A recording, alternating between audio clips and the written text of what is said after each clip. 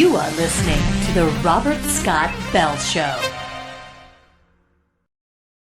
These days, it's more important than ever to know where our food and supplements come from. That's why, at Plus CBD Oil, we believe it is critical to manage every step of the supply chain process. It all starts with certified hemp seeds. Our hemp grows tall, like bamboo, and is harvested within 3 months. After harvest, the hemp is dried and sent to our CO2 extraction facility, where our raw formula is extracted. The extracted oil is then lawfully imported to our state-of-the-art in-house laboratory in San Diego, California.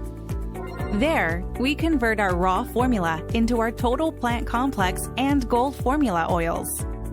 Our oils are then used to formulate our award-winning Plus CBD oil product line. The products are then tested for cannabinoid content and the absence of harmful substances. But we go one step further. We then send our products to a third-party laboratory to verify concentration, quality, and safety. After that, the products have finished their journey and are ready to be shipped to your local health food store. Because at Plus CBD Oil, we believe how you do anything is how you do everything.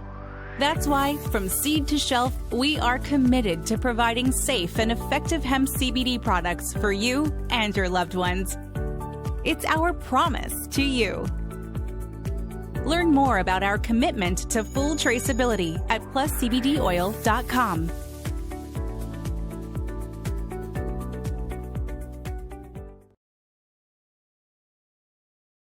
The Robert Scott Bell Show.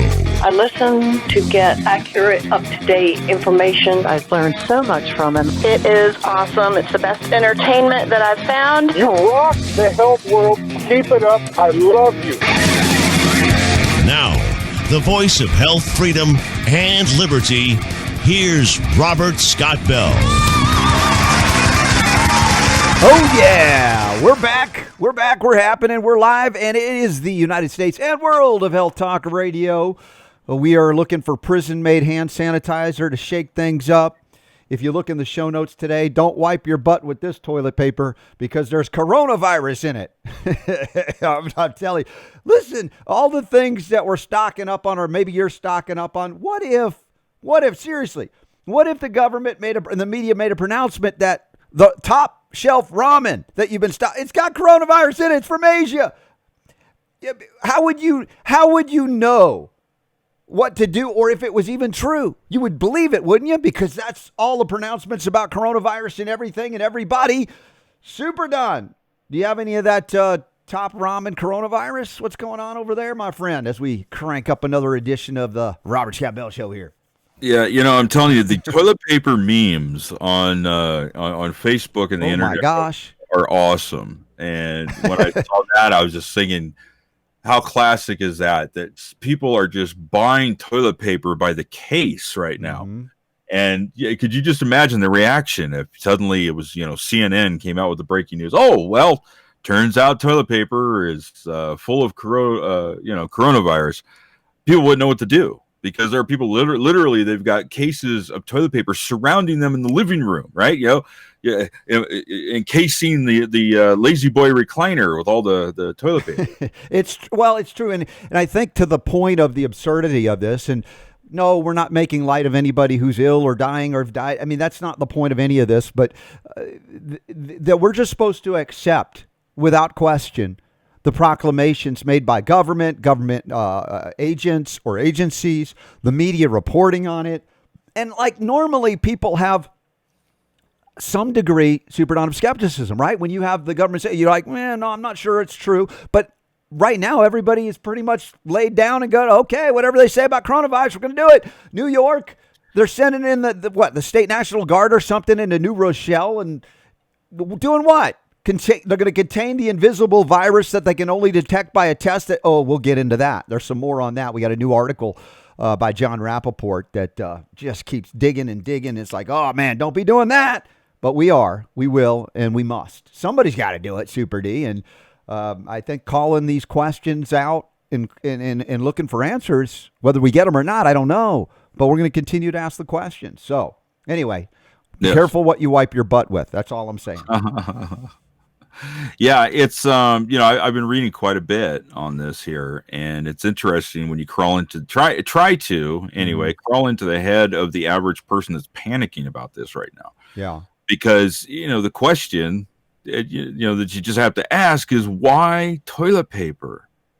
I mean, of all the things, right? Listen, you can't eat it. And the thing is, if there are food shortages, you aren't eating, so you're not going to be crapping anything out. Why do you need the toilet paper at that point? On the way to the toilet paper aisle in the store, you passed probably a few hundred things that probably would have made more sense for you to stock up on than the toilet paper. But, what it comes down to is that people are so freaked out about this coronavirus because it's an unknown thing. They're totally at ease with the flu. When the flu season comes around every year, people get the flu, people die when they get the flu.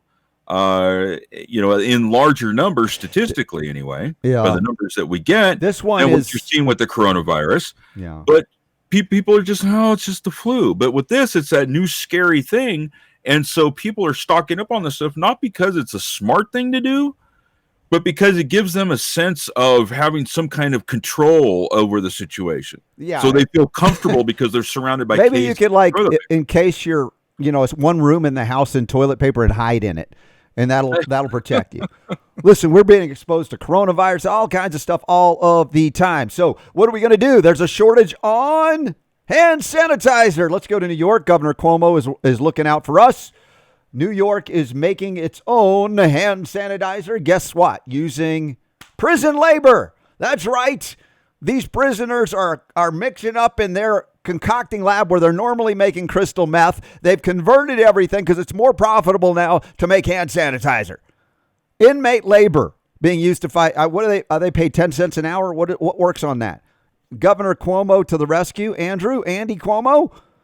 They're making it out of what? Did they say what are the ingredients in this prison made? They're actually saying that the hand sanitizer that you're getting from New York penitentiaries, yes, is actually better than what you're getting in the store because it has a higher percentage of alcohol in it. So they're likely using what, benzyl alcohol, or did they say what kind of alcohol they're using here? I don't think they went that far into it, but okay. Well, listen, and it's very cheap too. They're saying it's it's like compared to cheap. Yeah. Well, it should be. The labor on it was like less than they pay in China for labor, believe it or not. So guaranteed by Governor Cuomo, this stuff's going to work. Criminal made, prisoner approved. New York. I don't know what they're branding it as. They can't call it Purell. But what about soap? Why aren't prisoners making soap?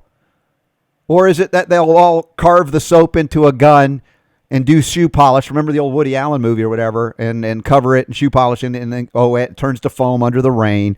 Who knows what's going to happen here? Remember, soap and water. Wash your hands if that's the case. What happened? Like I said, there was there some kind of like world change, right, between November, December, January, 2019 to 2020, that suddenly an invisible virus detected by a form of technology that's not even appropriate to detect it, or let's just say that in terms of acute infectious levels, that suddenly now everybody's going to die. And we know that not everybody's going to die, but still it's enough that old people are dying. Who's vulnerable? We've lost our law of the terrain minds if we ever had them. And this is just another example of how fear porn works if it's effectively done on all levels of media and government. And of course, medicine, the makers of that medicine.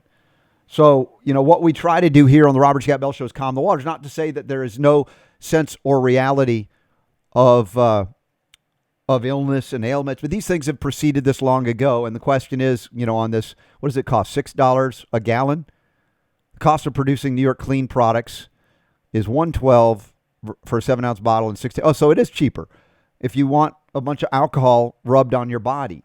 Is that the ideal way to protect from so-called coronaviruses or any virus? I got nothing against washing hands.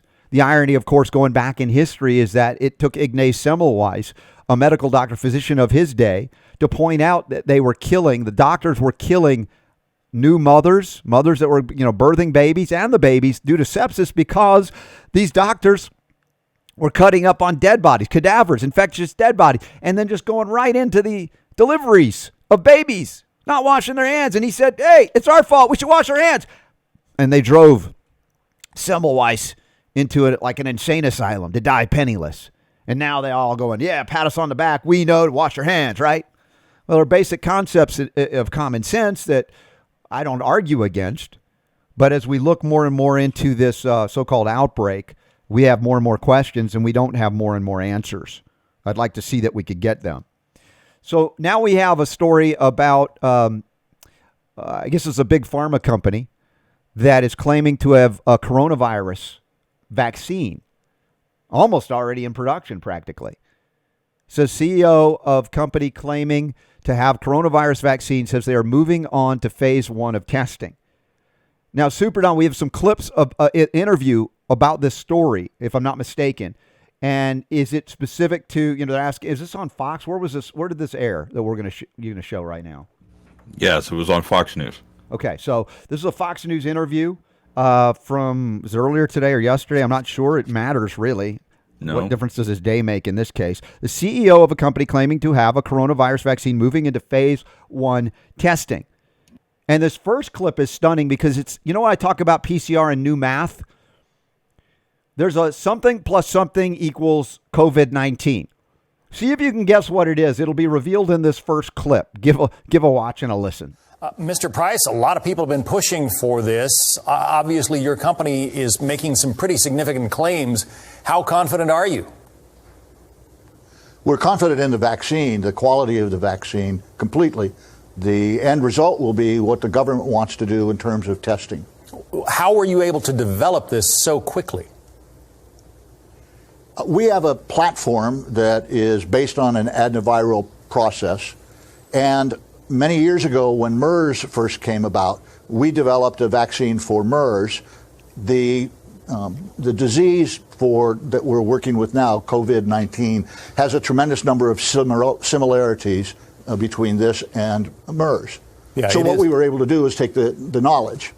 It is kind of a variant of the SARS virus and the MERS virus, is it not? Correct. The NIH calls it actually SARS-2. The sequel. SARS-2, the sequel. It's like Piranha 2. I'm telling you, the math here, it doesn't add up, but it's convenient. It sounds great. You're about to come out with a vaccine. How is it possible? Well, we have the history of this and that. It's SARS plus MERS. It's MERS plus SARS equals COVID-19. It's a variant. It's a variation. It's a mutation. It's morphologically different. And we just are supposed to accept that and believe that? What have we talked about here on the Robert Scott Bell Show? This is my 21st year in broadcasting. SARS, way back when. Frank Plummer, way back when. Canada, WHO, researcher, spokesperson. Well, everybody's got this SARS virus, coronavirus, at the beginning phases of whatever's going on in Toronto. We're not talking about China and, what was happening there where they said it originated. And then as week after week and month after month went by, Frank Plummer, who's recently deceased under weird circumstances, but the WHO spokesperson up there in Canada, would tell us, well, fewer and fewer cases of the so-called SARS manifestation, severe acute respiratory, are showing any evidence of any coronavirus at all. And by the time, it ended up going, people, oh, it's another SARS. No, it's a SARS case. Not there's no coronavirus. Now, was that big front page news? No, it was tucked away, buried at the back end. And I think that's probably some of the most important information you could have gotten then. And then MERS. What were they spewing out in MERS? Middle East respiratory syndrome, toxic pollution, respiratory ailments related to that. And of course, it's much more convenient to go with the cover story. The virus, as we say, is always the cover story for multinational corporations with no allegiance to any nation or state, non-governmental agencies as well, allegiant maybe to the pharmaceutical industry, utilizing the fear of the virus, the fear of the germ against any who would still fall prey to the propaganda. So we go back not just 100 years to Spanish flu, we go back further than that to the time of Antoine Béchamp and Louis Pasteur to understand what's really going on here. So let's talk about the second clip, or let's watch it. It's about the morphing, the changing of the virus. You guys, again, this is language you can't make up. It's all in the news.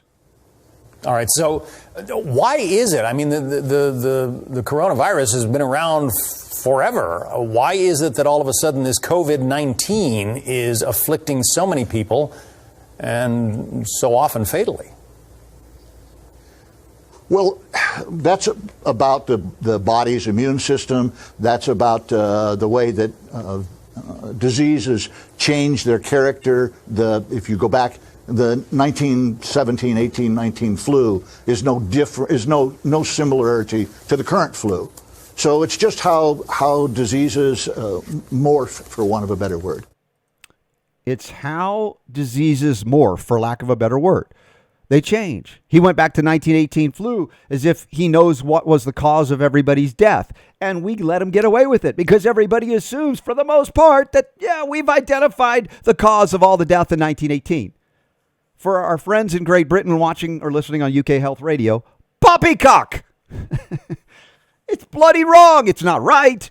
You don't know. They don't know. They speculate. They make, and it becomes just chiseled into stone, and we just have to accept it because, well, it's consensus.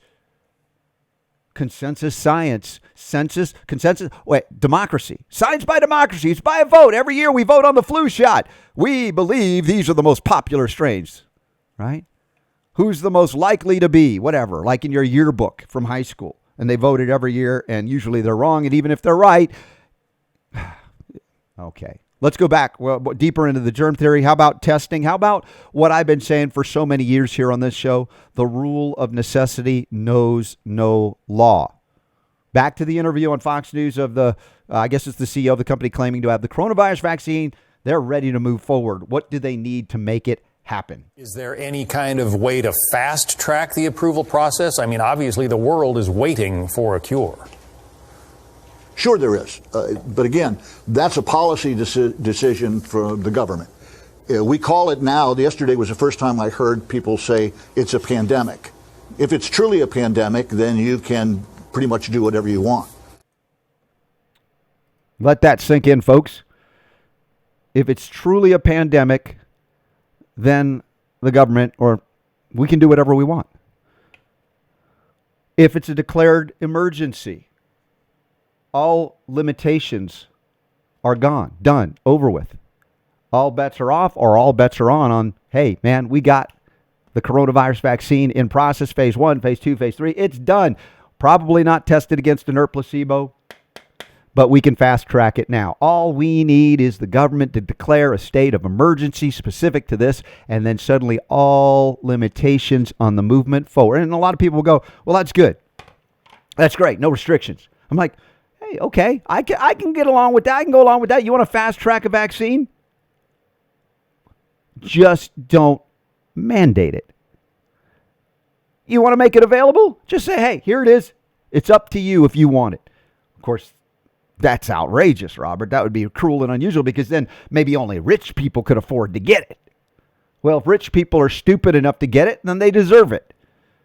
The poor people would actually be protected as long as they're, well, eating well and hydrating, basic things, keeping their hands washed or whatever, doing basic things that support the health, the balance of what we call the law of the terrain. It is the terrain or the milieu or the environment that determines health or disease, not the pathogen. And even if you can find or identify or claim to have identified a novel new coronavirus, prove that it's the cause of every one of those deaths that you're claiming are caused by the coronavirus. Prove that it is critically necessary to quarantine people that have been tested with a test that is not necessarily accurate or valid, specific to determine the cause of an acute infectious manifestation. Now, it's one of those caveats, or having said that, I am not saying it is not possible. I'm not saying it's not possible that there is a unique, novel, whatever, virus or whatever, that's creating havoc. I don't have enough information to say definitively Robert Scott Bell knows that this is 100% of a scam of a virus. But I do have legitimate questions, and I am asking them, causing you to pause to say, is this panic necessary? Is it necessary to call out the National Guard in New York State, to go to New Rochelle, to What was it? Super Don, what was the name of the city that they were in? Was it Ferryville or something in New York? Well, yeah, if you read the article, it was a gentleman that lives in a town called Little Ferry. Little Ferry. Now, do I have that article? Did you send that to me through Skype? I can open it? It's right on Drudge. Bear with me just a quick moment here, and curious. I'll get it to you. Because it's kind of, I don't know, it's a little sophomore joke. As I was we don't do sophomore jokes here, do we? Not at all. All right. I'm going to drop the By link. the way, have you gotten your wedge of Harvoti cheese? What was it called yesterday?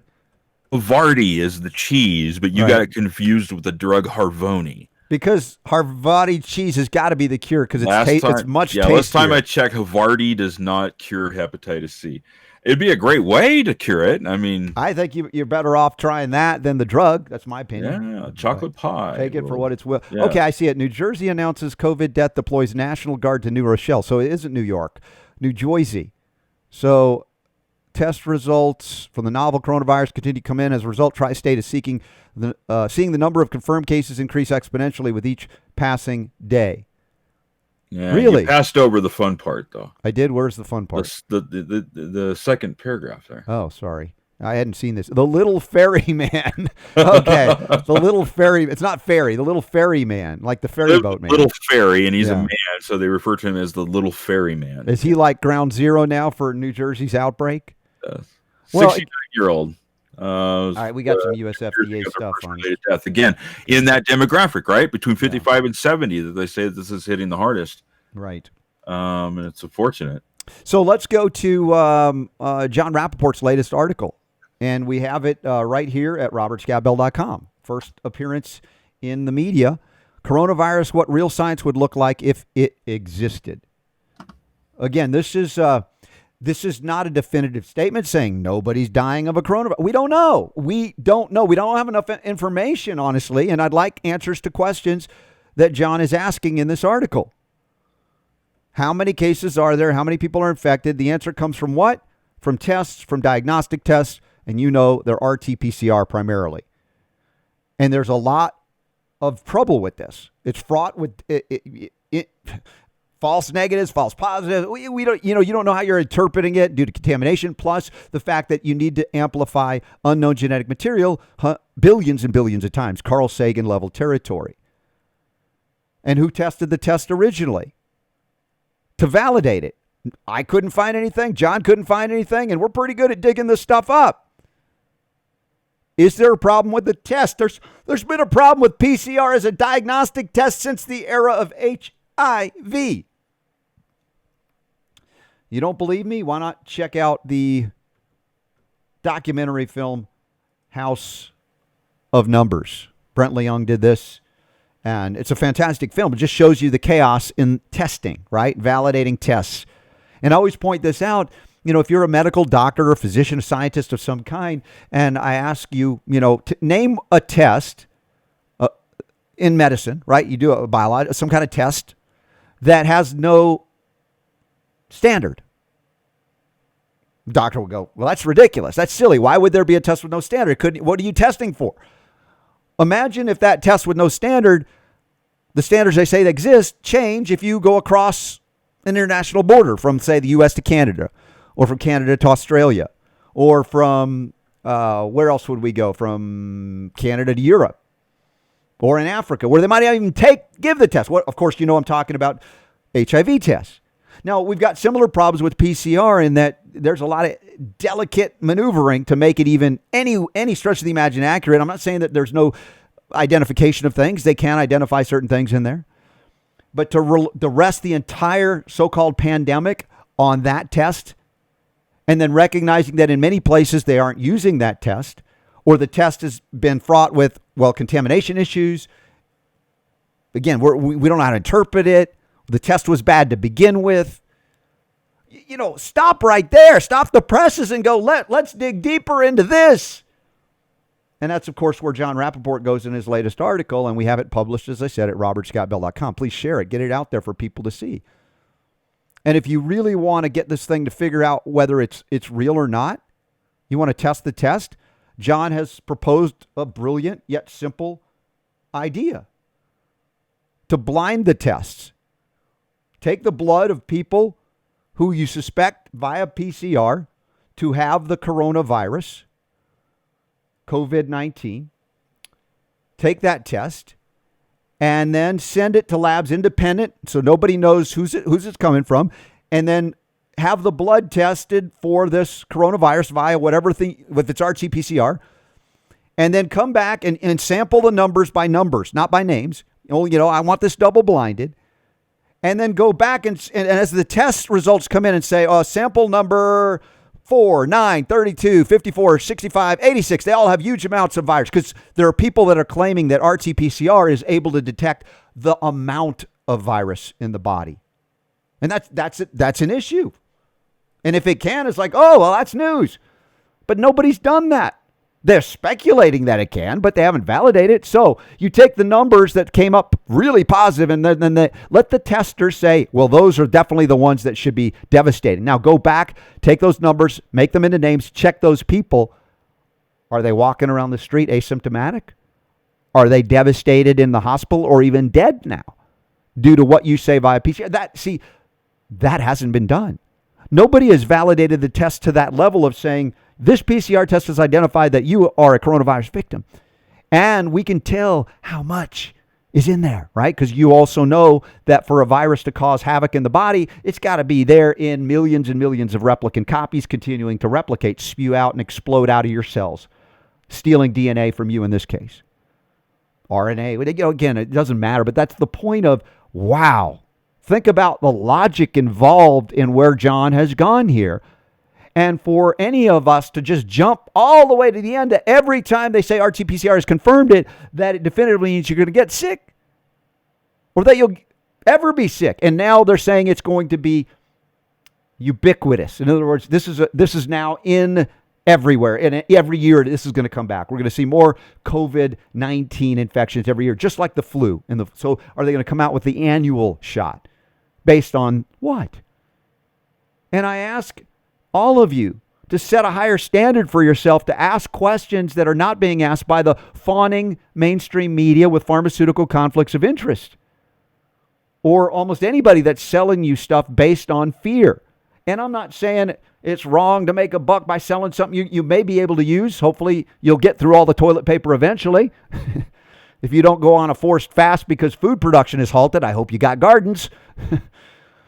But the question of the test is very important, and we know that it's a question that they don't want asked, and they're likely not going to answer, or else they would have answered it years ago when John Rappaport and I and a few others, Celia Farber and others that have been at this and digging deep on this, Liam Sheff when he was alive, pushing back on the test, going, hey, answer the question about the test. Where's the validity? Where's the standard? No standard, no test. So ask your doctor, what medical test do you know of that has no standard that's a legitimate, valid test for what you're testing? Make them answer that question before you accept, oh, well, they said my PCR came up positive for COVID-19. Y'all, I know these are tough questions to ask. They must be asked, and we'll answer them as we can. So check out the article at robertscottbell.com. I want to thank John Rappaport for all his wonderful work here. And we're going to take a quick break, bottom of the hour. Guess what? We come back with another hero, another champion for health, freedom, and healing liberty. He has the Caljam every year, most amazing event. And he's not afraid to tell it like it is. Billy D., my good buddy, doctor of chiropractic. We're going to talk about a lot of things, including Caljam, also coronavirus stuff from his perspective, and perhaps even the chiropractic view of this. Does that exist anymore? Those are the questions we'll ask him, and he'll answer them. You're listening to and watching the Robert Scott Bell Show 2 hours a day, 6 days a week, right here on naturalnewsradio.com and robertscottbell.com. Say thanks to our friends at Trinity School of Natural Health. You can get some good nutrition there and even learn about iridology. We'll be right back with Billy D. after this.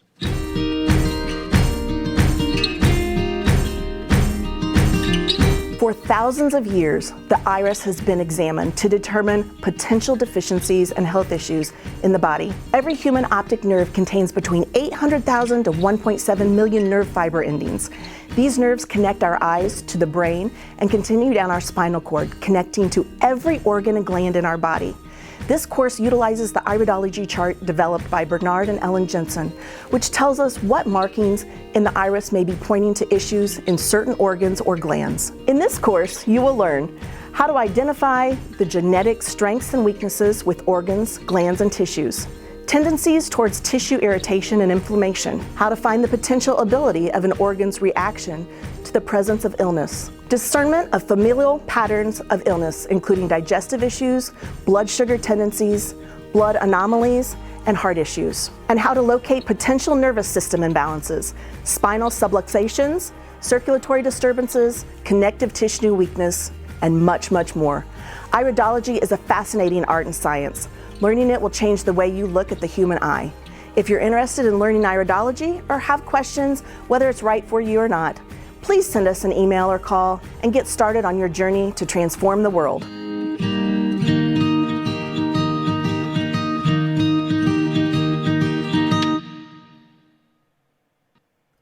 One of the most amazing events held annually in all the land it's called the Caljam. I was able to attend and speak a few years ago, and I've craved and longed to be back. It's all timing. There's so many factors involved, but it's where a bunch of crazy cool doctors of chiropractic and more, assistants, patients, everybody who loves healing and natural medicine get together and have a rock and roll jam. And Billy D initiated this through, I remember Dead Chiropractic Society, such cool stuff. And he's back on the Robert Scott Bell Show now. He's on his podcast. I don't know when that's airing, Billy D, but welcome back to the Robert Scott Bell Show, my brother. Thanks for having me back, Robert. You know how much I love you and respect you and appreciate everything that you do. And you've been doing for, I guess, 21 years now. You're a rock star. Oh, well, we're rocking it together. And, of course, you've appeared on the Truth About Cancer stage, rocking it there, which has been amazing. I always love to see you there. Good buddies with Ty Bollinger, and your support for all of this is legendary because, you know, you're all about the message and nothing gets in the way of it. That's the beauty of you. It's like people could try and throw you off. It's like, you're not getting thrown. You see through it. And, you know of our buddy John Rappaport as well. And there are very few of us that are out there speaking that level of directness.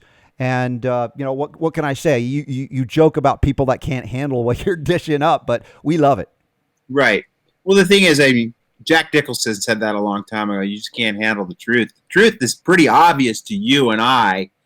And the whole thing is, once you reveal that to a lot of people, they want to reject. They want to still have that warm blanket that isn't really there anymore. They want that utopian society that they think they're living in. But the reality is, if we don't get to work, all of us, soon and come to grips on reality, like we said earlier on my podcast today, is that it's not about me and it's not about you. It's about these kids. What kind of world are they going to grow up in if we as adults allow this to continue to happen and we sit back and we're bystanders or not? We're contributing to creating more awareness and getting more people on board with the truth of what's going on this planet, which is pretty obvious to me.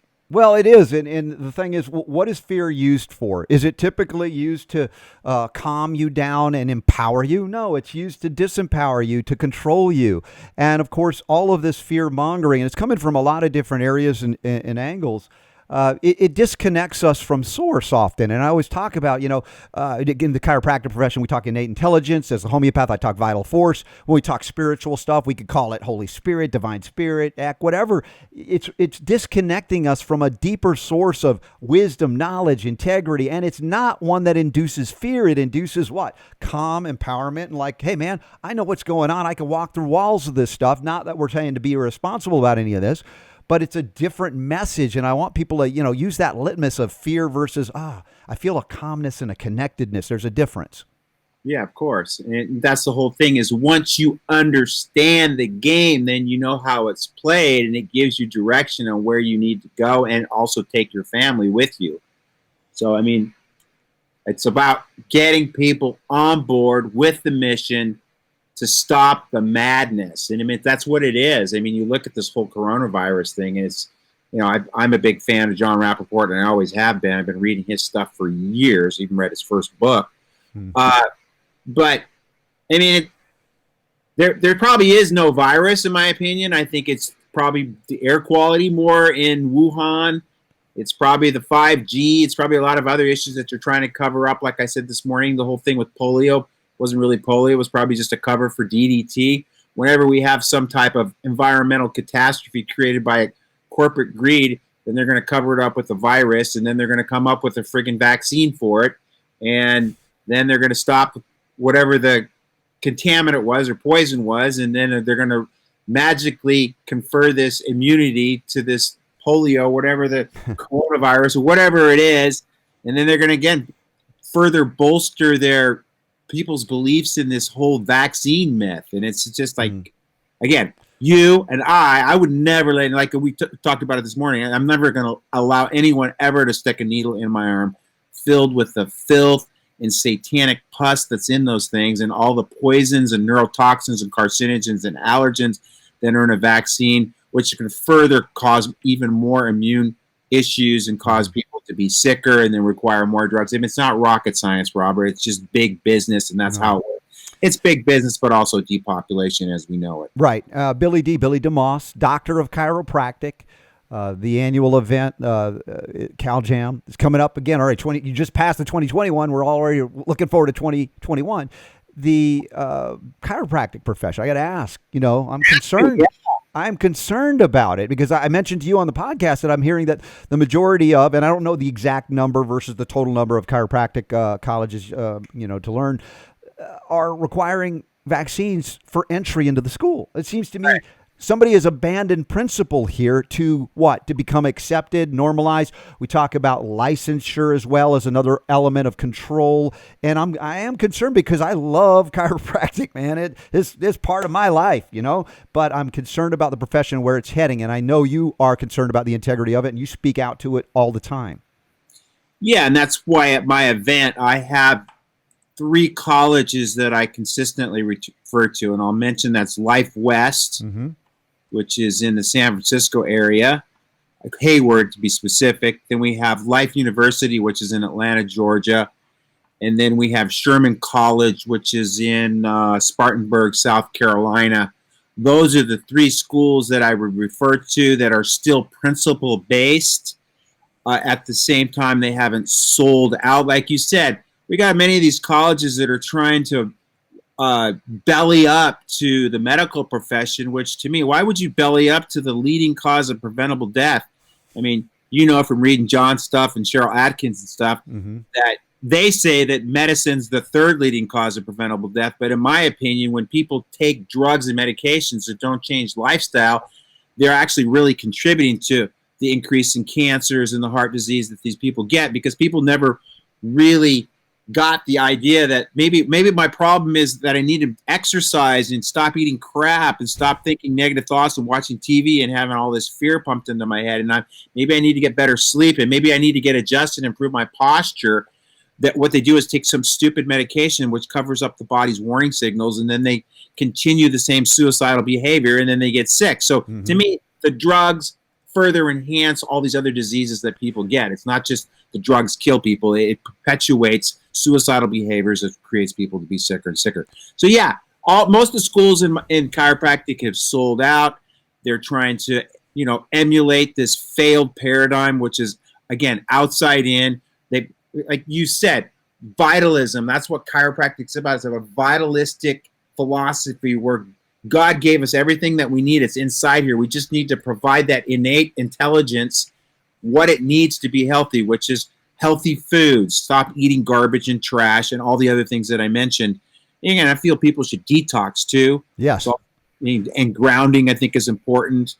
And as you know, I'm big into the CBD movement and balance the endocannabinoid system, but I'm also big in using medicinal mushrooms.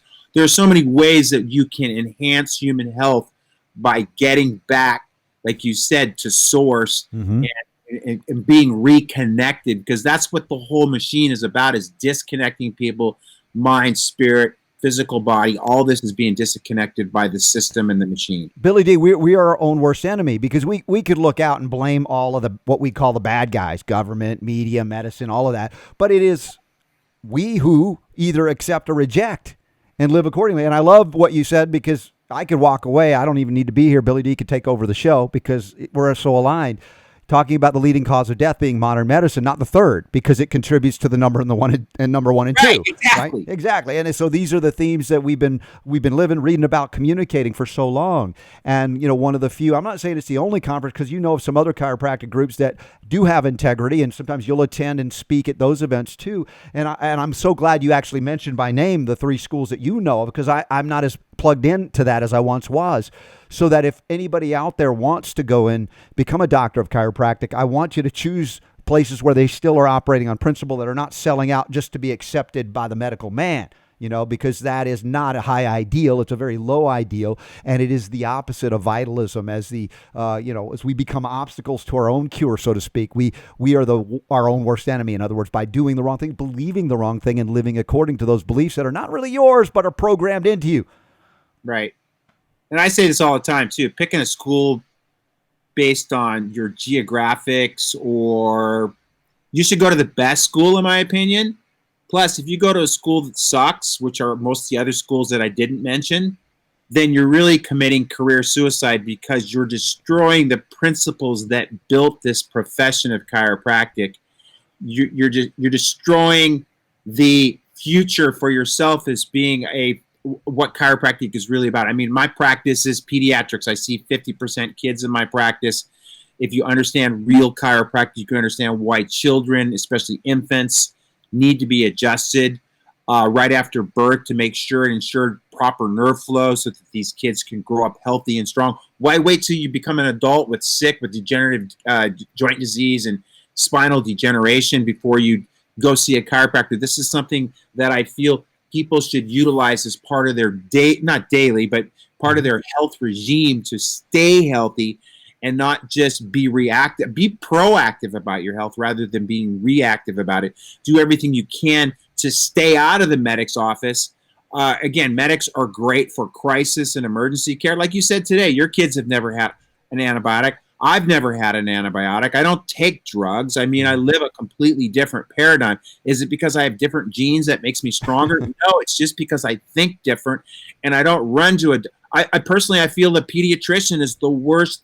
That's the most dangerous subspecialty of medicine there is, because it gets the whole ball rolling. It teaches people from the very beginning, well, these kids need these vaccines so that they can grow up healthy. And then the vaccines create 54% of kids today are suffering from some type of chronic disease, which probably came from the introduction of poisons into these kids that create all the side effects, which requires more drugs downstream. And it's just like, to me, it's like, I don't understand what people can't see. Mm-hmm.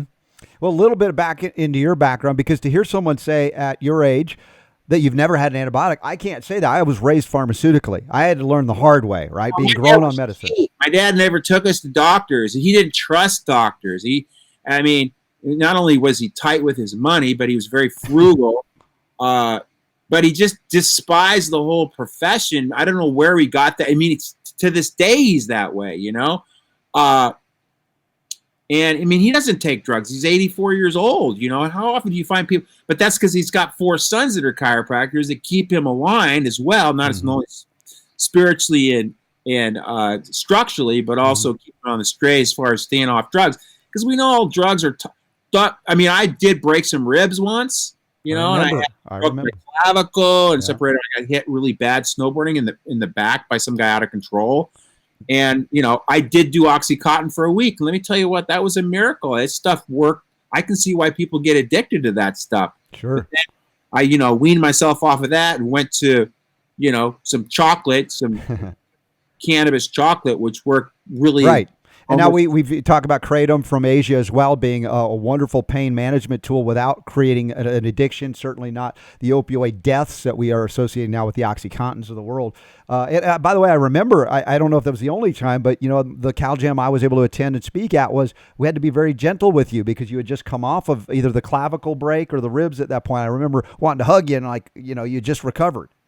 Right. That was the snowboard accident. So, right. Yeah. Yeah, so we got a lot of great insight.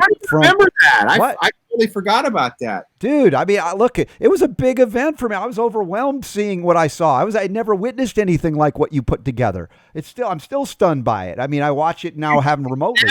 It's even graduated to the next level. And for the viewing audience out there, it's not just for chiropractors. It's, right.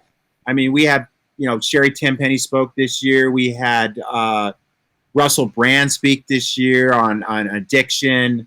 Obviously, Robert Kennedy spoke, and we spoke about vaccines. We've had everybody from, Suzanne Humphreys there to Ty Bollinger to you speak, Brendan Burchard. Alex Jones. I mean, we've had literally everybody across the board, as well as some of the leading chiropractors speaking vitalistic concepts, teaching people about real health and real chiropractic and how to avoid just the medical nightmares that are out there. You know, and again, I look at medicine as being the most archaic, kind of almost, it's just it's barbarism. It's what? It's barbarism. It's barbaric, right? That's the word I was looking for. Yeah, and like every year you've had different themes. I think this recent one you had last month was the Woodstock, was it? Woodstock, yeah. Have you already selected one for 2021? Yeah, we're going to go Wide Awake tour next year, I think. Wide Awake. Okay, I like it. Wide Awake tour. So obviously we keep up on that and let people know about it, but that'll be amazing. So as far as, I saw naturopaths. I met some medical doctors there when I was there. So it was like it really broadened the ability of accessing, I think, if we call it medical, but certainly healing information with integrity. Right. And it's empowering. And, the fact that you'll speak on issues of great controversy. Not every group does. Our friend Ty Bollinger, of course, has done so. He's doing the truth about vaccines again. God bless him, because, man, that doesn't win you a lot of friends outside of that. It'll also win you a lot of suppression and censorship, ironically. And then, that works against your best efforts to help survive all of this. So to me, again, the integrity for which you stand and the willingness to stand up is an example for others that I hope certainly within the chiropractic profession at least would come together. And that's a little bit of what we talked about on your podcast this morning. We talked about real ID for the future, licensure, limitations on freedom because of it. Oh, by the way, when is that podcast going to air, the interview we did this morning? I'll probably try to get it out before I leave it for Canada Thursday. Probably go out maybe Thursday. Okay. Yeah, it was I'll send you a message as to when it's going out. How does that All right. sound? Well, yeah, we want to let our Robert Scott Bell Show audience around the world know about it so that they can plug in. Billy D, I don't know. My wife just texted me and says, you haven't been on my show for 4 years. Did I say something wrong? What happened? I haven't been on your show? Yeah, apparently. My show. No, I haven't. You haven't been on my show in 4 years. I can't imagine it's been that long. It's a bad host if that's the case. I didn't know it would have been that long either. You know what happens with both of us? We just get so busy and we spiral, and then all of a sudden, somebody posted a picture from 2014 at Caljam, and it felt like it was just yesterday. And it's scary as we get older how fast the time flies. I'm going to show a picture of us from the Caljam I attended with you, the first one a few years ago. There you are. I think this year, just wailing out on the guitar. Looks great. And right below it, Billy D and RSB at Caljam from a few years back, looking good there. And wow, you can't see it, but there's a picture there on the website. I think I sent you the link. You could check it out there. Just going back in the history books of what we've done together. But you're right. I mean, I tease myself as I realize that we just we're always moving on. We're just continually going. And as much as you're outreaching and I'm outreaching, every once in a while we get to entwine those energies and just explode them out to the world. And that's why I'm excited about our podcast this morning that'll air in a couple of days, and we'll let our audience know about it as well. Perfect. So as far as your tour, you're going to Canada to speak or a little bit more ski time? No, I'm going skiing again. So I have this motto. It's work really hard, and you and I work really hard and get it, but I also need to take a break or, I don't know about you. Sometimes I feel like I'm going to explode, because I don't, that play harder secondary part of that, I'm not as good as you. I need to get better at it. No, that's what the first thing I do every year. I plan all my, and to me, it's just surf trips and snowboard trips are what keeps me connected. Those are that's my religion, Mm-hmm. We're going to go helicopter skiing up in British Columbia, right near Alaska. Wow. And then I get back in May, and then I'm going to Indonesia on a boat surfing. And so that's what I do. I work my butt off, Robert. And yes, then you do. Take a break and take a deep breath, go reconnect, hang out in the mountains, hang out in the ocean, hang out where there's a little bit of, I go to places where there's not even cell service. Like on the boat, we have no cell service, no Wi-Fi, no nothing. It's perfect. So let that be an example for all of us, including me. Unplug, y'all. From time to time, you got to do it. I guess we're driven to, and I am because I do this show 2 hours plus a day, 6 days a week, and it's still not enough time to cover everything. And I got to be able to just let go. It's like I put it out there, let it go, and then come back later. And we'll continue to support those that are ready to be empowered and empower others the way we would love to have happen around the world, because it can transform very rapidly. But in a fear-based everything, that suppresses the ability to shift consciousness, to grow, to all that love stuff that we love to talk about and live. And I think they're playing a big play right now with COVID-19. It really is suppressing consciousness through fear. Good job this time. I'm giving them some credit on that. I mean, all the other ones they've done in the past, the SARS and the H1N1. And those were just warm-ups. Those were warm-ups. But I really, they've got everybody going strong on this one. And I'm not worried about the virus. I'm just worried about everybody's reaction to all the hype. You know what I'm saying? That's where the craziness is. Exactly. That's what Super Don's been talking about. Super Don, let me bring you into the mix if you don't mind here. Yeah, Super Don. Billy D, Super D, and RSB all here together again. And, Don has been like that too. He's very, how would we say, skeptical. You got good skepticism. You got cognitive thinking. You ask questions. And he said, our concern is for the reactions, the people that are going in panic. Well, and listen, I mean, we've been talking about this. I live in a relatively small town in Southern Oregon. I read about this stuff in the news and what people are doing. I have a lot of fun with all these toilet paper memes that are floating around on the internet right now, because it's insane, the reaction that you're reading about. And so the other night I went to my local Walmart here, and just out of curiosity, I was just like, I'm going to go look at the different parts of the store to see if it's really true, something that wouldn't be happening here. Dude, toilet paper gone, hand sanitizer gone. To deal with the toilet paper, I could see food, but what's toilet paper? I mean, you can live without toilet paper. That's a good question. It doesn't make any sense to me. Cases of Top Ramen, and I'm like, gone, right? The empty shelves, and I'm just like, you had to walk by hundreds of halfway decent, nutritionally packed foods to get to the Top Ramen, and you're buying cases of Top Ramen. I mean, people are acting like it's a zombie apocalypse that's about to happen here. And so it's honestly, it is happening here. It's fear programming though, isn't it? I mean, this is where you got the mass hypnosis and the insanity ensuing in what do we do? Now, as I've said so many times before, there's nothing wrong with prepping for disaster. It's a part of life on planet Earth throughout its history. Right. But based on what? Right? This is like you said, toilet paper. Is that the thing really of all the things you would need in such circumstances? And if it's made in China, canned soup, canned vegetables, Top Ramen, hand sanitizer, toilet paper, and paper towels. That's what's gone. And so like Billy was talking about, water was going too. Is that true? And the water, yes, cases and cases of bottled water as well, empty pallets on the floors.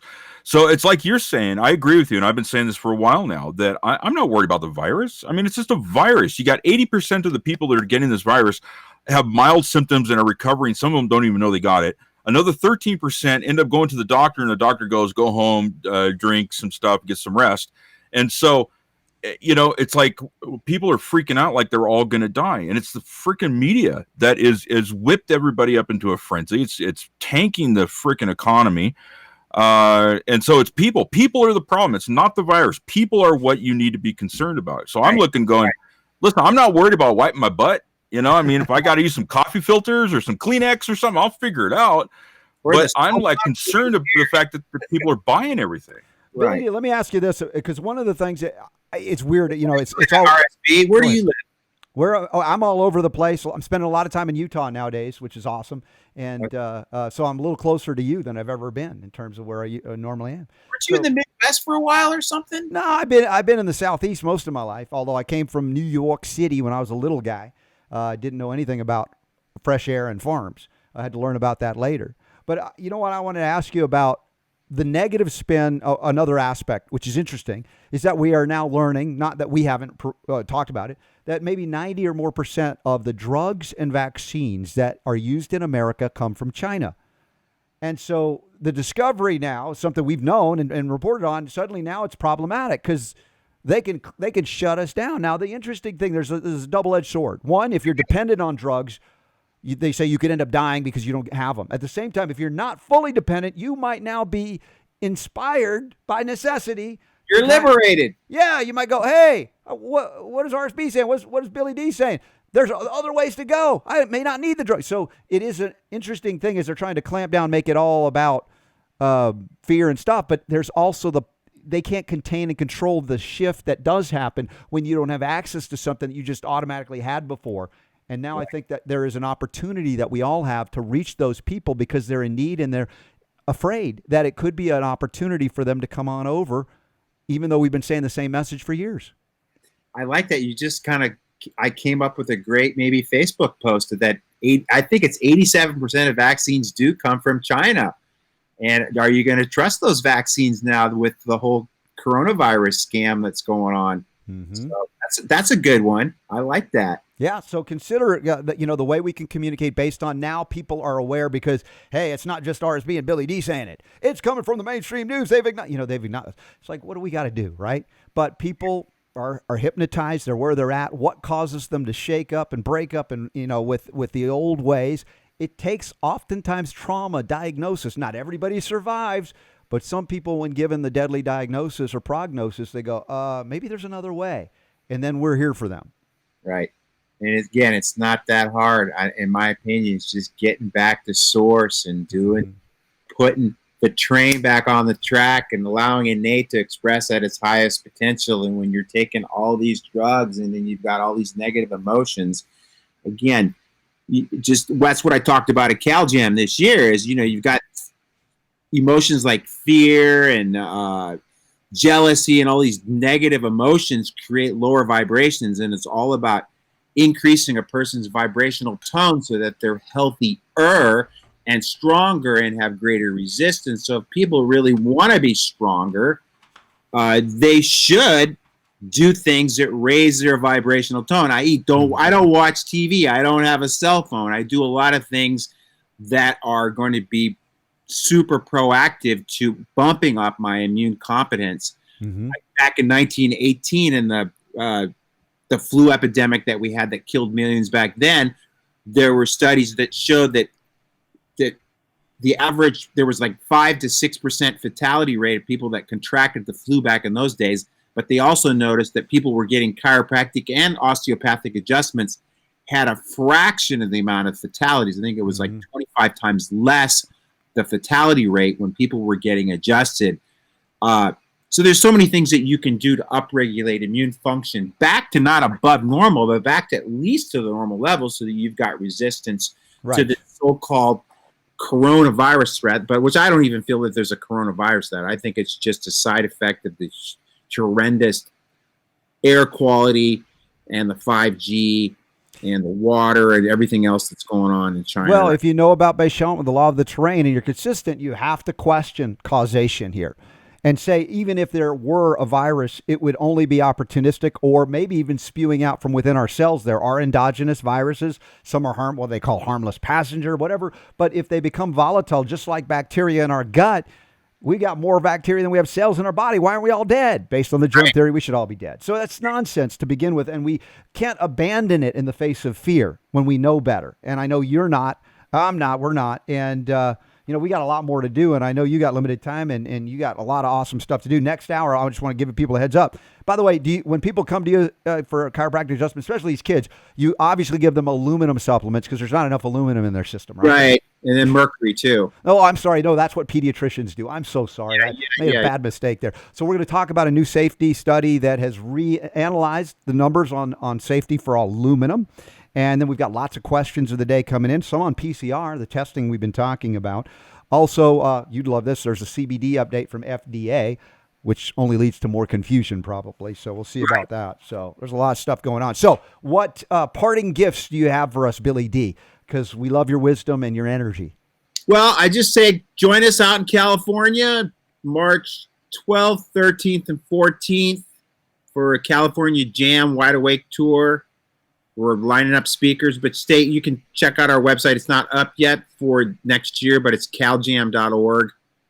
I just called you because I wanted to do that Real ID 2020, because when I saw that Real ID 2020, I knew what that was all about it. The second I saw it, that you had to have that ID to get on planes in the future, and I knew what they were doing is going to be tracking the adult vaccine mandates, which are coming down the pike. We've been saying that all along. Mm-hmm. They're not really concerned about that little, whatever it is, 2.5% of people, the kids that aren't vaccinated. They're just getting people ready for vaccine mandates. Right. Once they get the kid vaccine mandates in, then they're going to go for the adults. That's what's next. And I knew that's coming down the pike and trying to tell people. So it's time for all of us to get out, get proactive, communicate, teach more people the reality of what's happened on this planet. Not for me, not for you, but for the future of these kids and future generations that are going to live on this planet. Oh, man. Amen, Billy D. Love you like a brother. You know it. And I look forward to having you back on, not in 4 years, but way sooner. And anytime you need me for your podcast, I love doing it this morning. And in the moment it's available, you'll send us a message. We'll make sure everybody in our audience gets it and gets plugged into all the good work you're doing as well. All right, brother. Love you, man. And Super Don, I love you too. All right, man. Good to see you again. Super Don getting some love too. Loving that. That's Billy D. Billy DeMoss. Check it out. We got a lot more to do. And of course, I want to see y'all at the Caljam 2021, my friends. And it's the Wide Awake Tour. That's what we heard today from Billy D. Well done, Billy. And safe journey on the Vancouver trip and all the skiing. I love to see the pictures and videos that you send back to us all. You'll see him. You'll see him, baby. We will definitely see him. How do I get a copy of this to post on my Facebook page? Super Don will send you every link you need. In fact, there might be one in the email now or momentarily. So stand by. We got a whole other hour of broadcast healing. RobertScottBell.com. Share the links, share the love, empower your friends, your family, your neighbors, your relatives, because the power to heal really is yours. The Robert Scott Bell Show.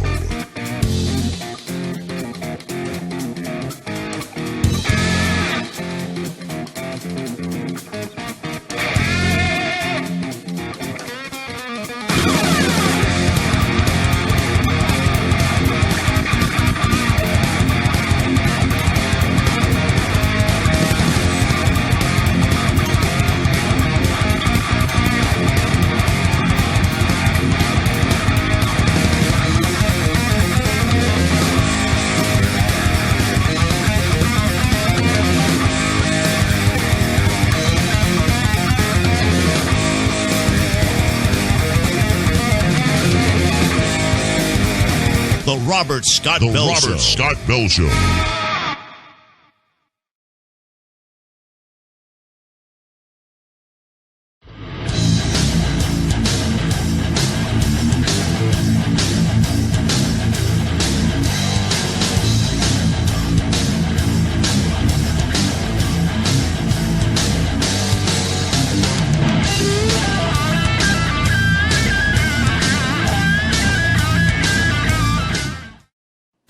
Have you ever watched a movie with superheroes and villains? If so, you already understand the science of drinking hydrogen-enriched water and how to unlock true health. Allow me to explain. In our bodies, we have a natural struggle between superheroes and villains, with molecular hydrogen being the superhero and oxidative stress the villain. So how does knowing that give you the tools to unlock true health? Your body is naturally designed to fight oxidative stress through specific bacteria in the gut that creates hydrogen on their own. Pretty awesome, right? So why does this matter? Well, in most people, the hydrogen-creating bacteria is gone, and cancer and disease soon follow. So the real question is, why aren't we trying to fix this every day? Well, the answer is simple. It's hard. Even the most healthy of individuals who biohack take months or years to achieve this balance. But how do we get there without taking months or even years? After years of study and development, we discovered and designed the perfect technology that made it all possible. We call this technology Echo H2 Water. Within minutes of drinking hydrogen-rich water from our Echo Hydrogen water machines, you are back in control, balanced, and feeling amazingly hydrated and healthy. Having your own Echo Hydrogen water machine is kinda like having your own team of superheroes on call, always available to fight the villains in your body. Pretty cool, right? But don't just take our word for it. Get your Echo H2 water machine today and quickly bring your body into balance with hydrogen.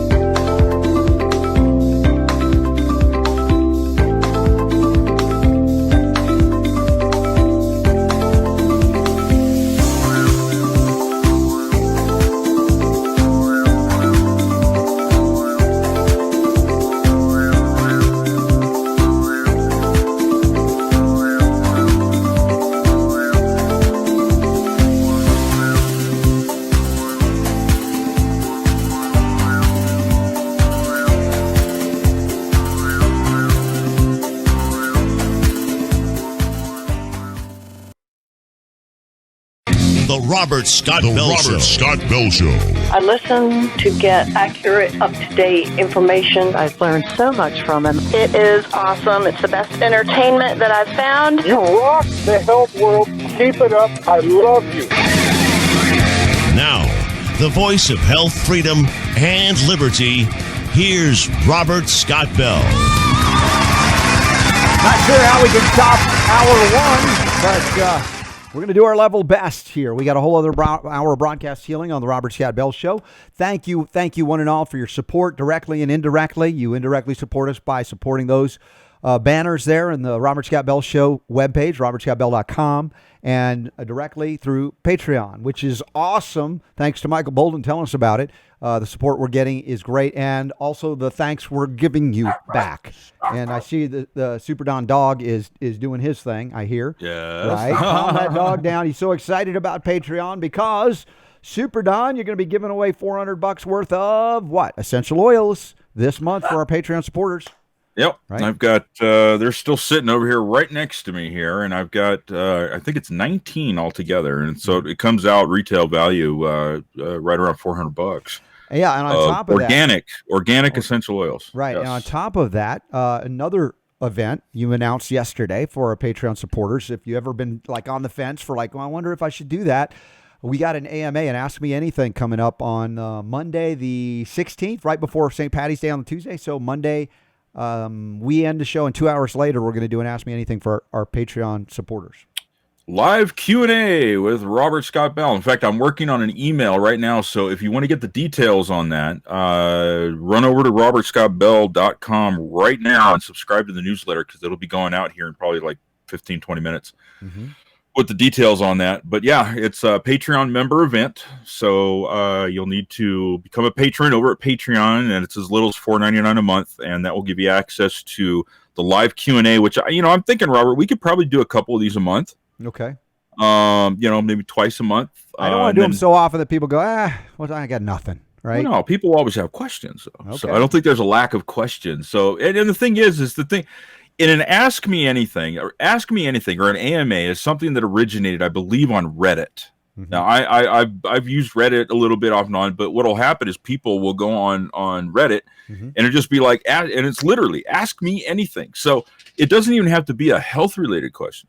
Yeah. I mean, you can ask, I don't know, maybe we're setting you up for something that you, here, don't know what you're getting yourself into. Example of an Ask Me Anything. Robert, where'd you get your shirt? I like it. Yeah. Well, my wife, when we were out shopping the other day for groceries, said, hey, go into that section and see what's on clearance and get it. I'm like, okay. Shirt for $50 becomes $8. I'm like, right. That's how I do it. So there you go. That's an example. But it's going to allow you the opportunity, people to be able to ask you maybe more direct questions about things, maybe things that we really can't really get into on the live show. That be more of a personal type thing, and you'll be able to ask those questions. Robert will be able to answer those questions for you. It's almost kind of like a consultation type thing that you're getting for being a Patreon member. Well, and I just say I know I get a lot of requests for consults, and I don't just jump on them. I really, I've set myself up as a healing ministry, and it's the God's honest truth. This is a ministry to me, and for you. It's non-denominational. Whatever you believe, it's not about changing those. It's just about providing what I've been called to do, to serve, to help, to empower, all of those things, heal. And but a lot of times I don't even need to do anything directly. If I can just get a general question in, get it out to the world, you get it, or the Unlock the Power to Heal book, other questions when I'm interviewed on things, But in this setting, yes, we have some more ability to go direct on some of these things. And if there are people that have not found help any other way, it's like I tell you, listen to the voice of Spirit. It's like the voice of Spirit says, yes, this person needs your direct help. That's how I roll. So there will be opportunities, I guess, in AMA to go to places like that if that's appropriate. I'm open to it. So absolutely. And the thing is, in addition to being able to take part in these live Q&As, you're also going to get access to all the bonus content, bonus interviews that you've done in the past. We've got some downloadable content on there, chapter from the book Unlock the Power to Heal. Yeah. And you get access to that 11-hour online seminar that you did with John Rappaport years ago called Vaccines Armed and Dangerous. which is just super, which includes not only the audio, but it's got downloadable, worksheets and things that you can follow along with the seminar. So a whole bunch of stuff there. And like I said, for $4.99 a month, I mean, we're trying to give you the biggest bang for your buck on this situation. And, and the thing is as time goes on, who knows, we'll be able to expand and maybe, provide more stuff for our Patreon members. So again, if you don't know what we're talking about, what is Patreon? Head on over to the website. There's a banner on the right-hand side. Click on it, and you can check out what it is that is available to you there. Yeah, right there on the right. It's an orange. And again, shout out to our buddy from the 10th Amendment Center, Michael Bolden. And I always tease because my mom supports the 10th Amendment Center, but not me. No, Mom, I love you. You keep supporting the 10th Amendment Center. You've supported me for many years. You don't need to do more. The point is here on this show, of course, it's all about empowerment. And, the thing is, I just noticed there's some interesting comments from Bolden on the YouTube feed, which is working great today. And he says he's been ramping up his selenium and silver intake and just got some beta-glucan yesterday. And, topped off with some storable food, probably not ramen. I know he knows better. And certainly if you eat ramen, don't send pictures of that, okay? And soap, right? But the idea of the article I wrote the other day, thanks to Casey Krejci, was, Robert, what are you doing, right? If this is a real deal, if this is a big, scary thing that we need, well, there's an article on that. And it's RSB, what I'm doing. And I added, in addition, on a webinar that was conducted, online seminar by Scylla Whatcott on homeoprophylaxis specific to the coronavirus, if you're concerned, COVID-19. And it's available, the direct download, $1. So do take advantage of that and learn about homeoprophylaxis. I'll be talking a little bit about that in my intro to homeopathy that I'm working on. Still, honestly, am. My wife is like cracking the whip, what it takes. And we'll get more and more of that information out. But yeah, I'm not afraid, and nor should you be. But take precaution, normal things to help your immune system in a time of fear, because fear suppresses the immune system. Even if it's not yours, I can sense it. I don't know about you, Super D, but I'm a sensitive kind of guy. I know you're a boorish, macho man, probably doesn't feel any of this stuff. But you wake up and you get this sense of the angst around you in the ether, so to speak. And there's just I'm a sensitive guy. What do I say? I feel it. And it can be sometimes even for me a little overwhelming. And like, what is going on? I shouldn't feel this way. And it's like recognition of how people are in a state of angst and fear and anxiety. And then again, I also put CBD as a real good option for that. Listen, I'm skeptical. You have your opinions, especially about what's happening right now. Mm-hmm. The topic of the hour, week, month, or whatever, how long it's been now. Yeah. But yeah, I mean, you can't help but feel it. And I go in and out every once in a while. It's like the other day when I was telling you about my trip to Walmart, right? Yeah. I'm looking around and then I'm just like, what if I'm wrong, right? I mean, it's just like, because you look at how everybody else is reacting, and it's very easy for that to be contagious, right? Mm-hmm. So I'm just like, crap, I mean, do I need to like start maybe being concerned? People are going to lose their minds. Am I going to be like trapped in my house, and peeking out the blinds, because people are running around with their hair on fire? It does concern me to a certain degree, again, because not because I'm worried. I'm not worried. I don't give a flip about the damn virus. I mean, it's not Ebola. It's like, people. For all I know, I've already had it. I mean, I don't even know. But it's just people. Panic can be dangerous. Sure. Sometimes if it gets too bad. And when you were talking about New York, I mean, New York has the National Guard on the street. I mean, how can you like freak people out even more than bringing out the National Guard for something like this? Mm-hmm. Yeah. No, the concern is for panic. We go insane in crowds. Liam used to say that. He wasn't the first to say it. And we regain our sanity one by one, slowly, one by one. I'd like to think that we are, as a group, if we can call the Robert Scott Bell Show audience a group. I don't mean to denigrate or go collective on anybody, but that individually a family. I like that. You're getting information that helps you see through illusion to some degree, but ultimately I say go within, get connected to source, find your happy place, happy space to kind of leave it all behind so you can gain sanity. Kind of like what what Billy D talks about, working hard, then he goes out and play hard and he unplugs. And Billy D doesn't even have a TV. So choose what you watch wisely, because we don't want it impacting you negatively and driving you into the fear wagon. But I know that with what we do, Super D, you have to analyze the news so we can take that news and hopefully translate it into something that makes sense instead of just confuses us and drives more fear. So, anything else before we dive into our first story of hour two? We're second hour. No, let's dive into it. Let's see what it is. It's from the Children's Health Defense. New safety concerns about quantities of aluminum in childhood vaccines.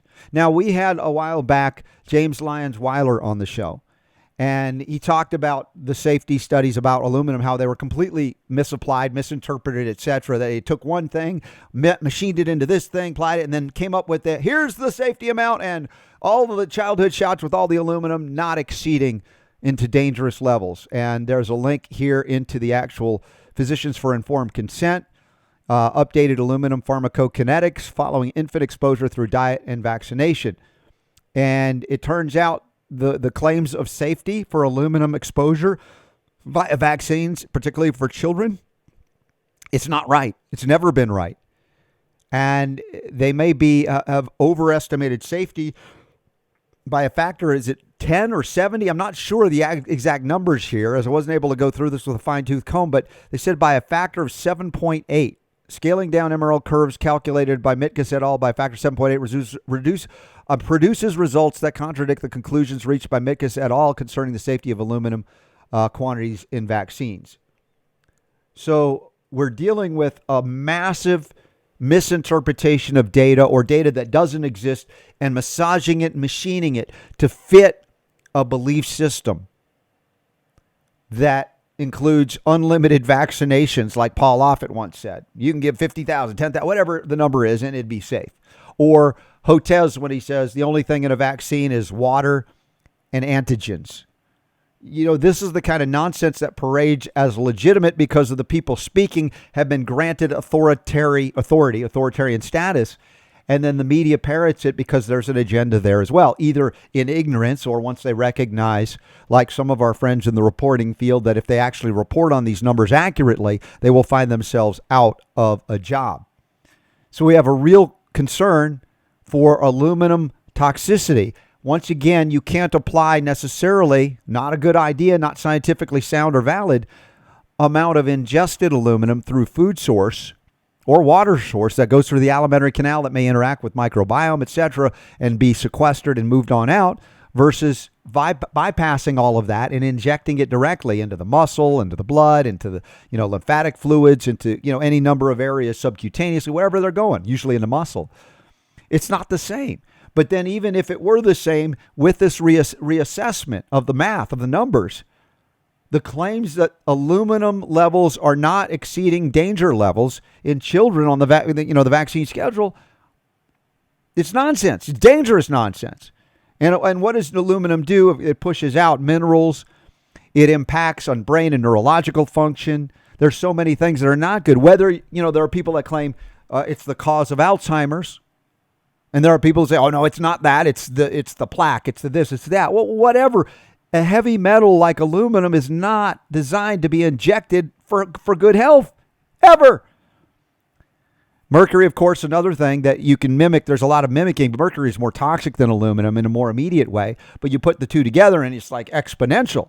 But a lot of attention is being played just, right now, pretty much on the aluminum issue. So if you go back to the archives and listen, I don't know when Super Don our interview was with James Lyons Weiler, weeks to months now. Time passes so quickly, but it was really good because we did cover some of this information that's now been made a little bit more direct in the release over at Children's Health Defense here. This article that shows the levels. Let me just bring that up again, and that's linked up in the show notes at robertscottbell.com.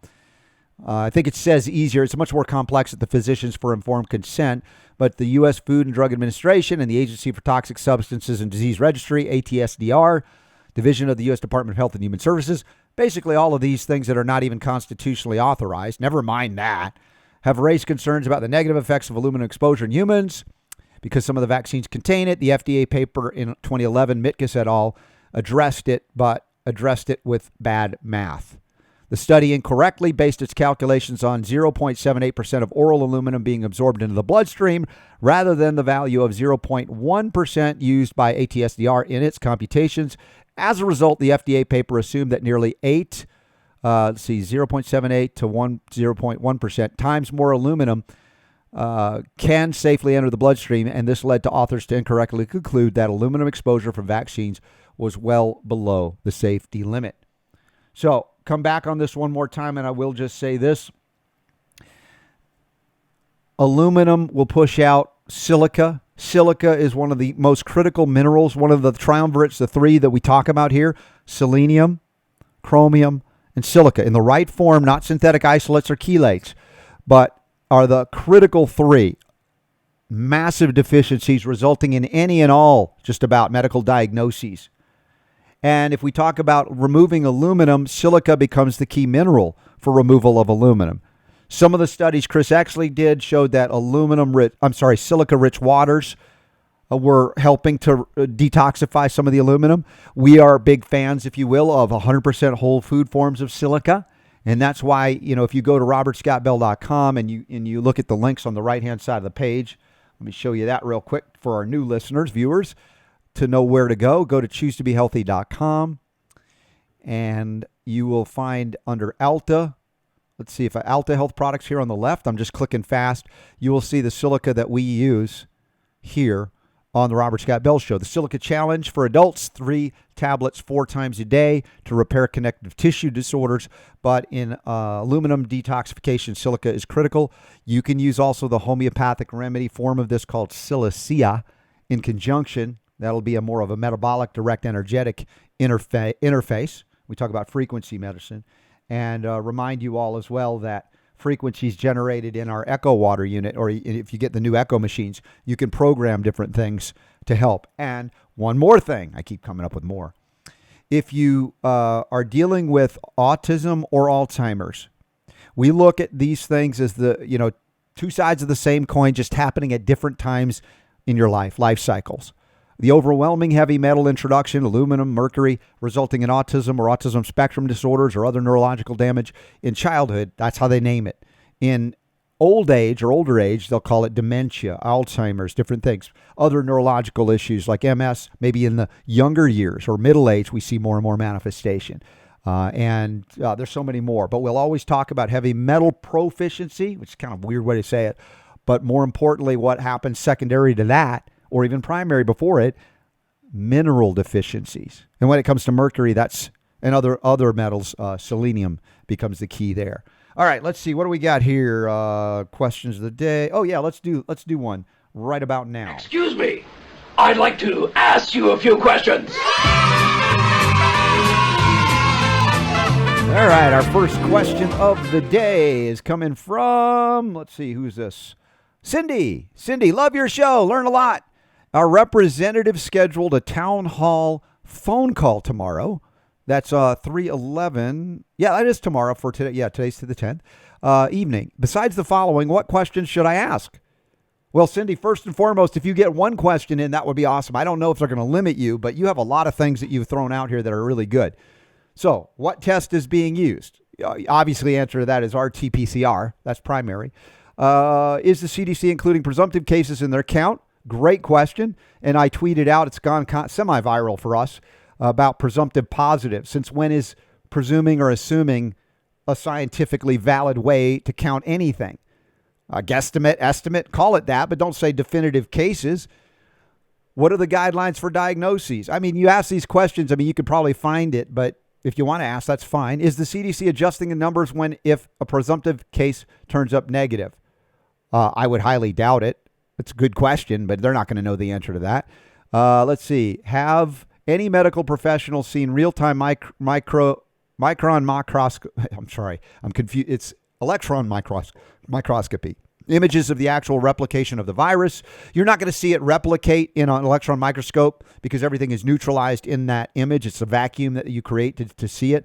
But to see many viruses that are identical and validated as one form or one virus, that would be good to see. Have we seen it? I haven't. Upon diagnosis, are patients' rights suspended, i.e. for treatment options? Yeah, well, that's for sure. When you find out they're under emergency, the Constitution no longer exists. Is the CDC testing evaluating alternative treatments besides pharmaceuticals, vaccines? Well, Cindy, you know the answer is no. So I don't know, what of those questions you actually want to ask. I mean, they're good questions. Maybe they're leading questions to help people think about the answers, even if they say, I don't know. And I think there's value in that. But what other questions should you ask? I would pray on it, honestly. I mean, yeah, you're digging deep to know these questions to ask already. So you got your mind engaged. But ask deeply with sincerity. What question or questions, if I have an opportunity to ask, that would be most of service to those who need empowerment, help, health, healing? And then maybe one of these will light up, or maybe none of them, and another question will pop up. Because, a lot of what I do on the show, yes, thank God for Super Don, we have a kind of a guidebook to say every day, this is what we'd like to do. And then Super Don shakes his head and goes, dude, I put that story up and you took it and you went the complete other direction. Right. But I claim autonomy to do that. The show is my show. Although Super Don does have a lot of sway. There you are, Super D, laughing and chuckling. I see you there. But, there are moments where I have to describe it this way. Spirit just redirects me, goes, you thought you were going to do this. Now you're going there. And that for anybody can happen.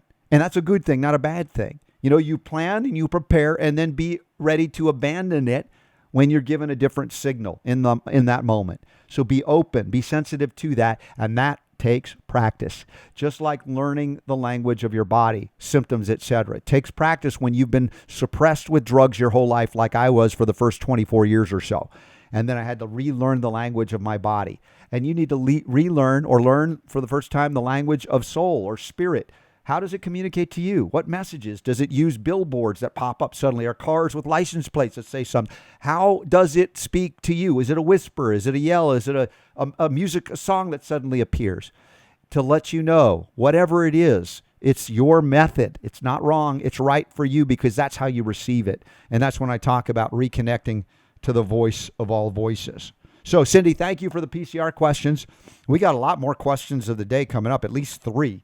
And then maybe you have some more, those of you watching and listening live through all of our many outlets at robertscottbell.com, and we'll go through them as well when we come back. All right, so let's take a break. We're going to say thanks to our friends at Synergy Science once again. 5G, y'all are learning how dangerous it is. Could it be triggering a lot of these lung maladies that they're blaming on the COVID-19? And if so, what are you going to do to protect yourself? Here's what I do. Today, we live in an omnipresent cloud of charged particles emitted by electronic devices, electromagnetic fields, WLAN, and radio waves. These particles penetrate our bodies and heat the water in our body tissues. Recent scientific studies have shown that this particle flux not only heats the cells in our bodies as if we were in a microwave oven, but damages them as well. At Key Technologies, we want to protect you from the negative effects of such particles, so we have developed the Key Home Cell and other products. The Key Home Cell creates a protective field that works like a filter, intercepting any dangerous particles before they can enter your body. Here we have a partial look at the inner workings of the Key Home Cell. The Key Home Cell generates a charge exchange between the water tubes, thereby discharging free electrons and releasing them into the room. Within 24 hours, the Key Home Cell creates a torus field. The free electrons formed in the torus use their negative charge to bind to the positively charged harmful particles, thereby rendering them harmless to you. The torus field has an effective range of 16.4 feet above and below, and 24.6 feet around the device. The torus field created by the Key Home Cell is transmitted and provides you with protection through the walls of your home. Not only humans and animals are shielded from harmful radiation, but plants and food too. Whether mobile radio waves or WLAN, any particles that come within the torus field can no longer cause any harm to you or your family. The Key Home Cell provides you with all-around protection, allowing you to communicate with absolute peace of mind when using your cell phone or any other electronic devices. The Key Home Cell's free electrons are transmitted into the water through the torus field and repairing the water structure that was destroyed by radiation particles. Water regains its ideal vibrating hexagonal grid structure. The difference is easy to taste and can be proven with laboratory testing. This type of perfect hexagonal water structure is found in fresh spring and healing water and has also been seen in snowflakes. The same effect happens with our food, which also contains water.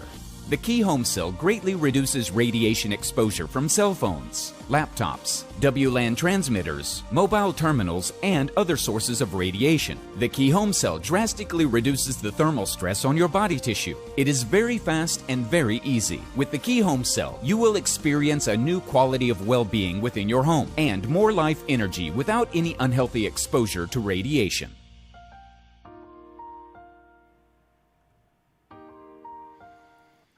We got questions today coming in addition to ones that have been submitted already at robertscottbell.com. You can go there, submit them, and we'll get to them eventually. And of course, you can do the Ask Me Anything if you become a Patreon subscriber, supporter, a patron of the Robert Scott Bell Show, part of the family. We appreciate that very, very much. At any level, there are a bunch of level options for you.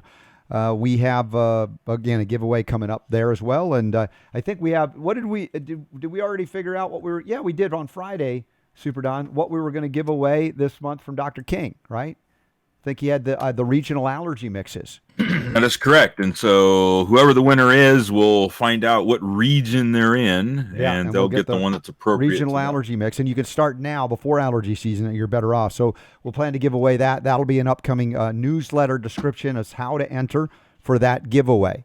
So let's see. LJD, this is just an impromptu question I'm seeing here. Please let us know what OTC herbal natural remedies can be used to fight virus infection and also safe for kids 4 and up. Well, I wrote an article, LJD, just a few days ago, thanks to Casey Krejci from Living Fuel. He said, you need to do this, and I'm going to bring it up right now. And just a few days old. I think it came out on March 5th, and I've updated it on the 9th as well. I keep updating a little bit here and there, and I talk about what I'm doing. And I put perspective on things. I'm not saying it is or it isn't. I'm just saying, look, if you're concerned about COVID-19 or any virus, here are the things that I'm doing. And I go down into the prevention role, utilizing 450 micrograms of innate response. But the question is safe for kids 4 and up. If you got a 4-year-old kid, is it safe to give them innate response selenium? Absolutely. I've been doing it for my kids since they were little. Absolutely would be helpful. And you don't need to take as much, though. You know, it might be 100 to 200 micrograms a day of the 100% whole food form of selenium, because there's still people out there going, selenium is toxic, selenium is dangerous. Yeah, the wrong form to access. We're not doing that here. Bioactive silver hydrosol, if you can get it, you can give it to kids at birth, because silver is a normal constituent of breast milk, human and animal, all breast milk, or mammalian milk, I should say. So my wife said olive leaf extract. Yeah, olive leaf is excellent too. Let's see, 4 and up, talked about selenium, beta-glucan. For kids, absolutely. 4 and up, no problem. I give it to them for younger. Although they can't swallow the capsules, that's why they have the beta kids as an option for younger children. Although they probably can't label it for any under than 4, younger than 4. But that's what I talk about all the time, or at least I think about it all the time. Whether I talk about it, I'm not so sure. But regulation and reality, never the twain shall meet. You have artificial reality of government. That's called regulatory state. And you have reality state. That is where you know what's true, factual, based on your own research or experience. You go, beta-glucan, just fine. They can't label it for under 4. Silver hydrosol, just fine. They can't label it for under 4 years of age. And so if you're having trouble finding the Sovereign Silver because it's selling out everywhere, if they have Sovereign Silver for pets, Sovereign Silver for kids labels, it's the same thing on the inside of the bottle. Get what you can because they're having trouble keeping up with demand right now. So hopefully that's helpful to you, LJD. Judy, I'll get to Judy's question because we have a CBD update a little later. I saw Judy just put in a CBD kratom question. Let's see. Next question. I'm going to scroll down in the show notes. Let's see if I can get back to him right here. And yes, this is from Bill. Hello, Dr. RSB and almost a Doc Super Don. I love it. Almost a Doc Super Don. There was a news story last week talking about fish. The story went on to say that it might be a good idea not to eat fish. The story also went on to say that fish had too much mercury, as well as pharmaceuticals and other harmful chemicals. I enjoy eating wild-caught salmon from Alaska, as well as farm salmon from Canada. My question is, am I better off taking fish oil supplements or continue to eat salmon? Thank you, Bill.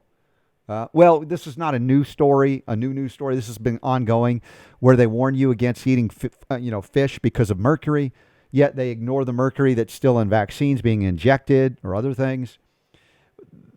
Listen, if you have a clean-caught wild ocean fish that may contain some level of mercury, you also recognize, as we do here, that it has a higher level of selenium than a lot of foods.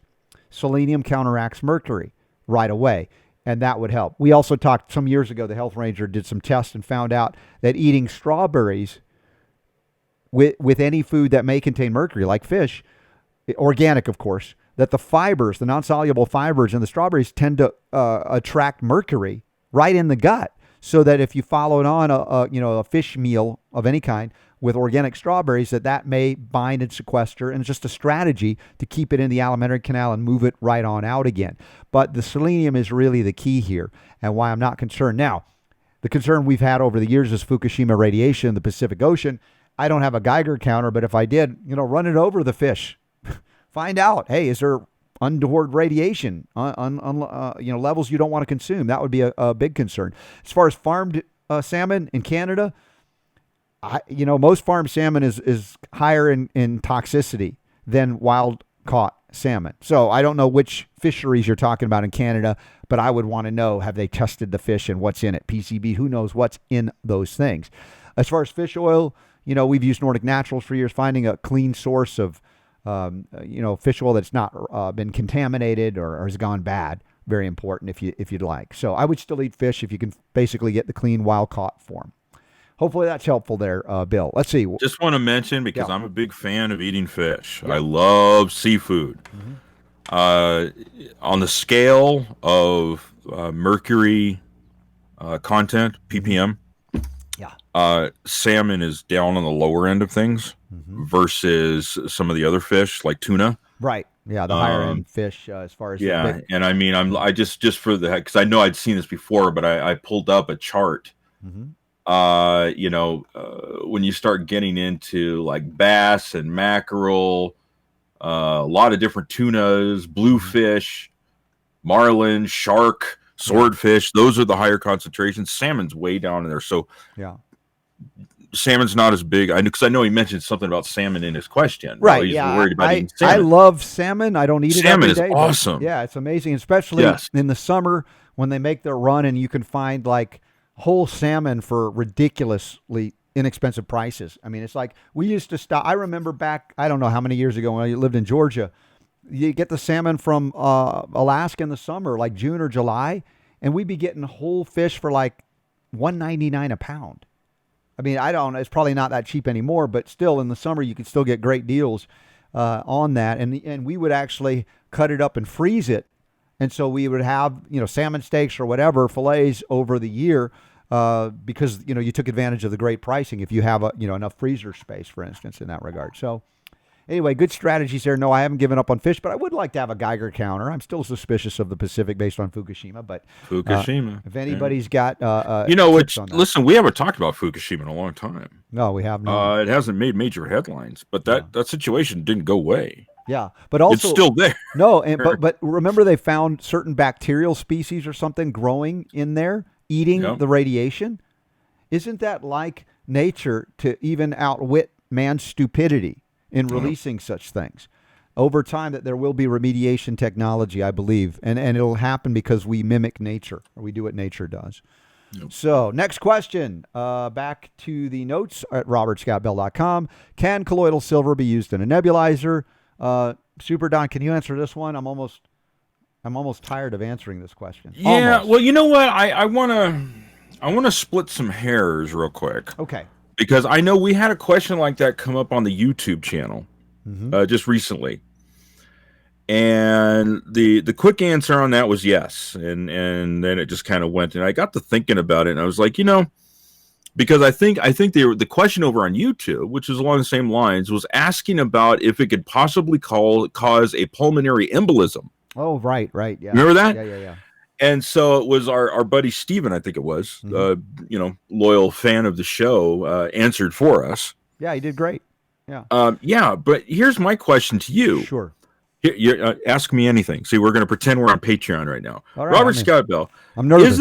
Is there a difference, or should you have any more concern about nebulizing colloidal silver versus silver hydrosol? Yeah. Well, okay. It's a fair question. And of course, to differentiate, it's confusing for a lot of folks.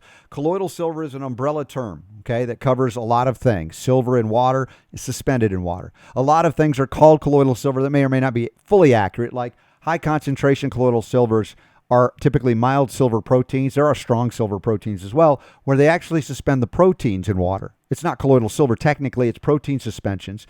And in the proteins there's silver, but usually bound into salt. So it's like thrice or more removed from bioactivity, because the only bioactive form of silver in a living system is the ion. You remove an electron, you got now the ion. And then there are people that go, oh, ionic silver. Oh, that doesn't work because it immediately interacts with your stomach acid and then you get silver chloride. It's like, I'm sorry, stop being a numbnut. Recognize that first, the only active state of silver is the ion in a living system. All right, you can't get around that. Inert neutral silver, and you can have some level of inert neutral silver in suspension if it's small enough, but it's not active silver unless an ion dissociates from the inert neutral silver or silver compound. And so to get it in as an ion is immediately bioactive, and you understand the delivery for hydrosol is mucosally into the lymph and the blood. We're not even swallowing it, even though we are a little bit, but the vast majority absorbs upper GI before the stomach. If you want to get it past the stomach, we combine aloe. That's another story. Now, in nebulizing, we are nebulizing largely the ion form, and then it's bioactive, instantaneously interacting with lung tissue or microbes down there to heal. But if you're dealing with large, boulder-sized particles of silver relative to that, could there be an issue? Perhaps. But that right there is the reason why I asked the question, because not all silver is created equal. And so, there should be, I think, a difference between I bought, a bottle of Sovereign silver off of the shelf and I'm nebulizing that, or I got some batteries and a piece of wire and made some silver in a jar. Yeah. And I'm going to nebulize that. Right. Yes, I agree. Now, having said that, the biggest risk for exposure to silver in excess of what you can excrete, the wrong form over time, is still argyria, discoloration, because they acknowledge that even in people that become argyric, blue, right, their organs have been discolored for years prior to the time it shows up in the skin. Yet, how has the discoloration impacted function of the liver, for instance? Not at all. Completely doesn't alter function.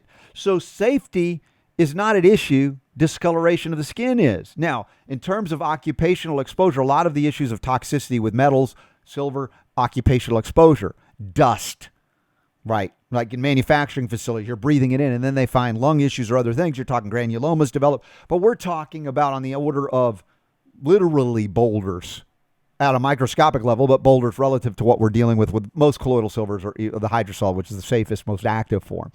So in general, no, I'm not at all concerned about damage to tissue with silver inhaled in a nebulizer, if it's the right form. But super down to your point, and I appreciate you bringing that up, that it doesn't mean just grab anything, make anything. There are concerns with contamination, compounds, but we're not working with those materials. I've never recommended working with those materials.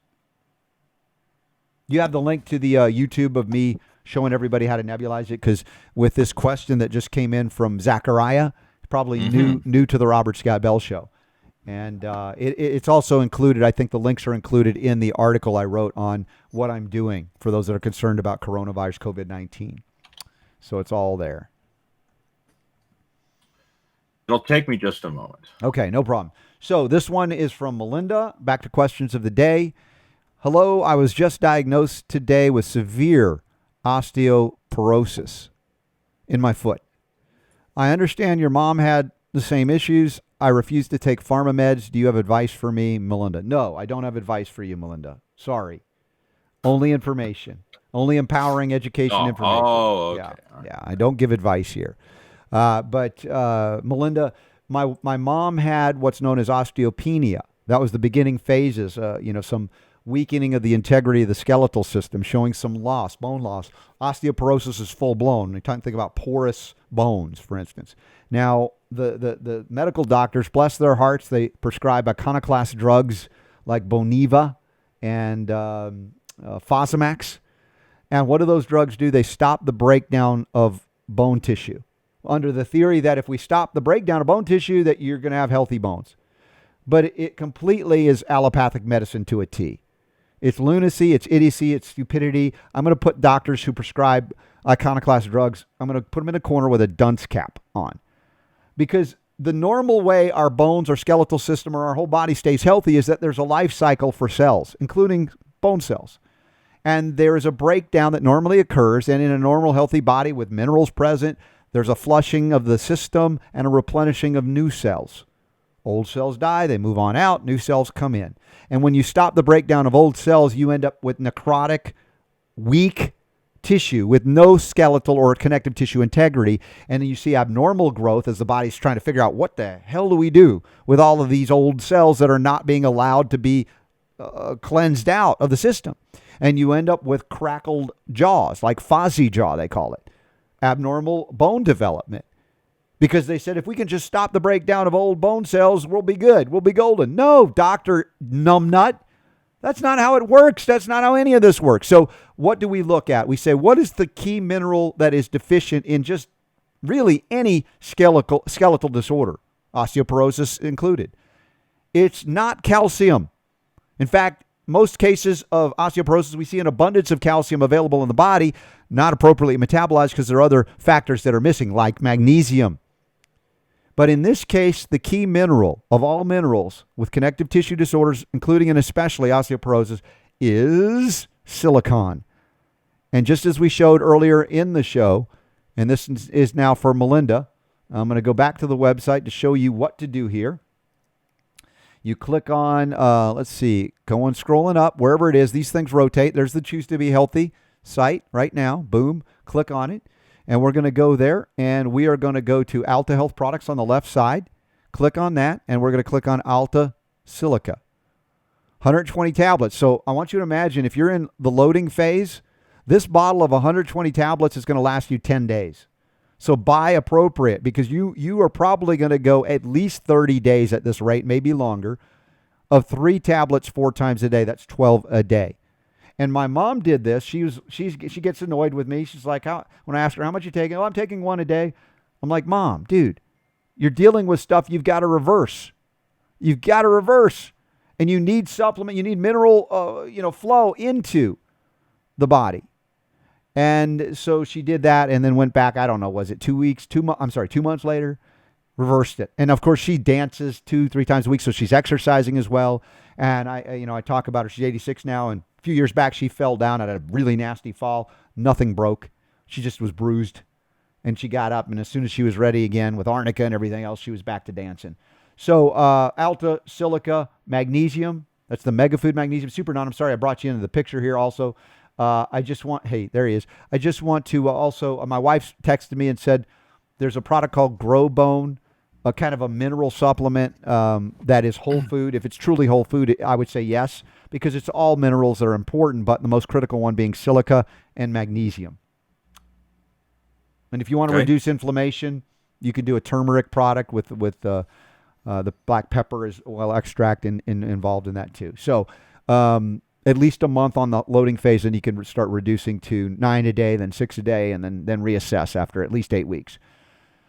All right, what other questions of the day are coming in? Anything else I missed? Judy's, maybe? Judy Camp? I think you just sent that to me. Oh, yes, the CBD question. Yeah, what are your thoughts on kratom and CBD oil? Which is best for joint pain? Well, that leads us to our final story here. And here it is. U.S. FDA releases cannabidiol update. U.S. FDA provided an update to Congress on where it's at on the evaluation of CBD products. And basically, you're left once again with more questions than answers. Big surprise, right? They want us in a state of confusion. They won't commit. They realize CBD is not dangerous, but they say we can't validate its safety. So you're in this, I don't know if it's an agnostic place or if it's, what's the place between heaven and hell when you're waiting? What do they call that? Purgatory? Purgatory? It's like a permanent state of FDA-approved purgatory where we're not going to commit.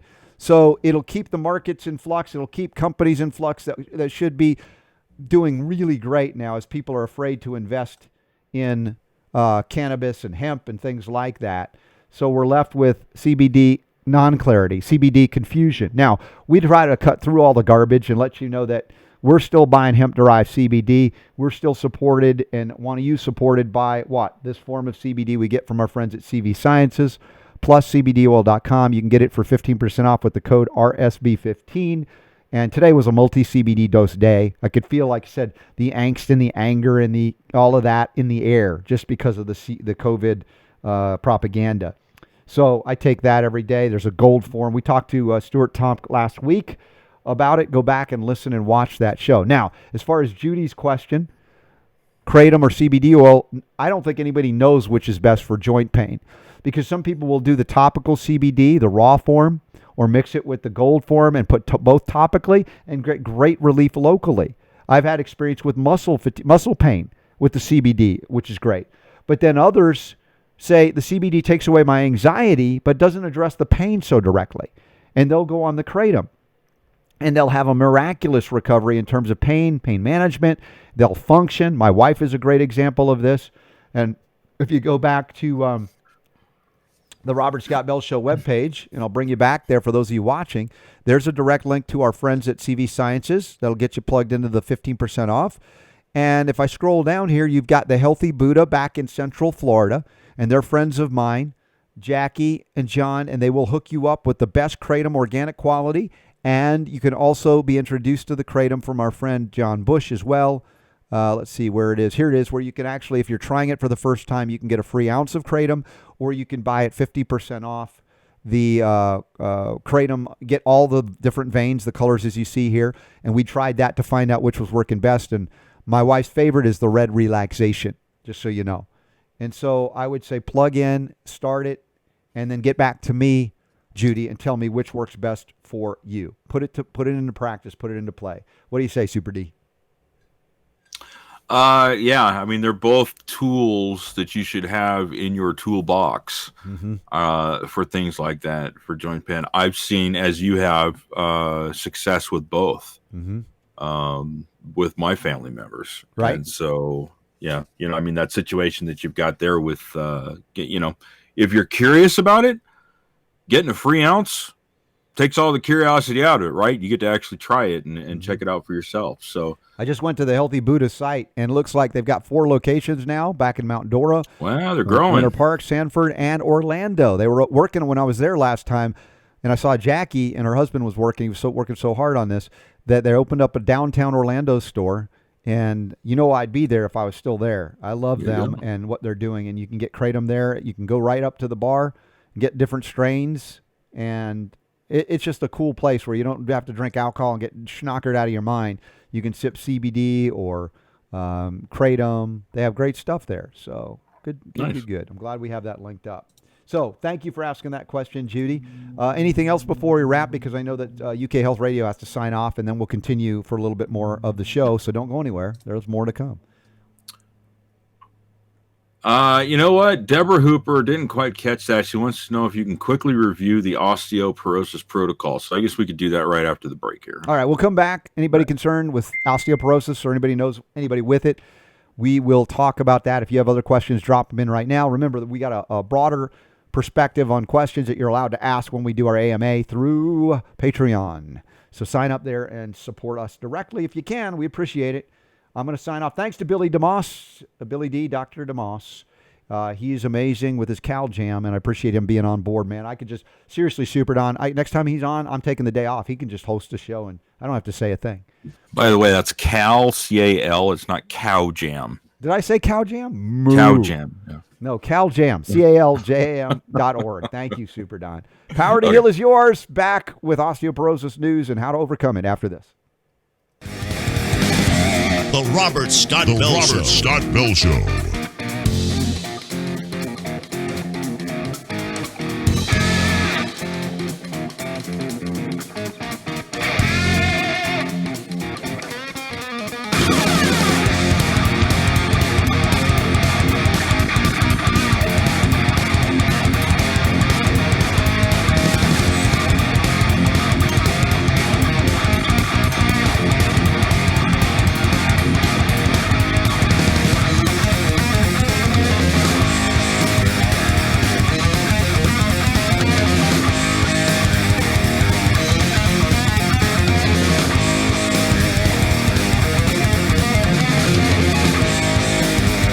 The Robert Scott Bell Show.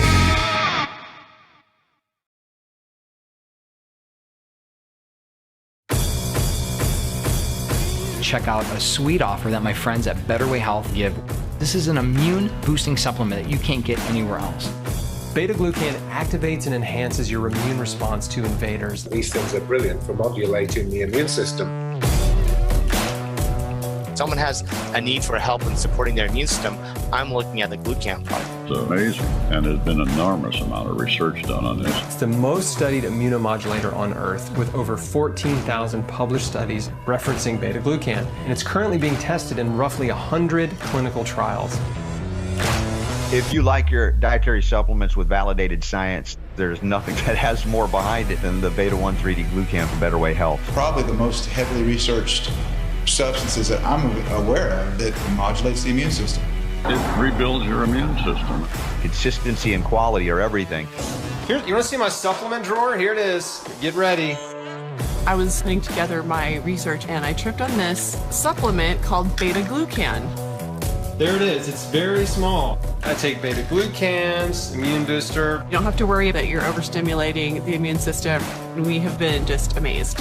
I take like 2 a day from Better Way Health. It's been tested against about 36 other immune-boosting products and found to be superior. If you have an immune system or you want one, beta-1 3D glucan, that transfer point is very unique. It's going to get the results that you're looking for. I support it and I use it. Better Way Health, I got to tell you, you can spend more time, you can spend more money, but you cannot give better service than you're going to get from those guys down there. They are truly 24 karat. The brand you want to get is called Transfer Point Beta-1 3D Glucan, and you can get it from betterwayhealth.com. Let's spread the message about beta-glucans. It's a powerful substance from nature that can help you.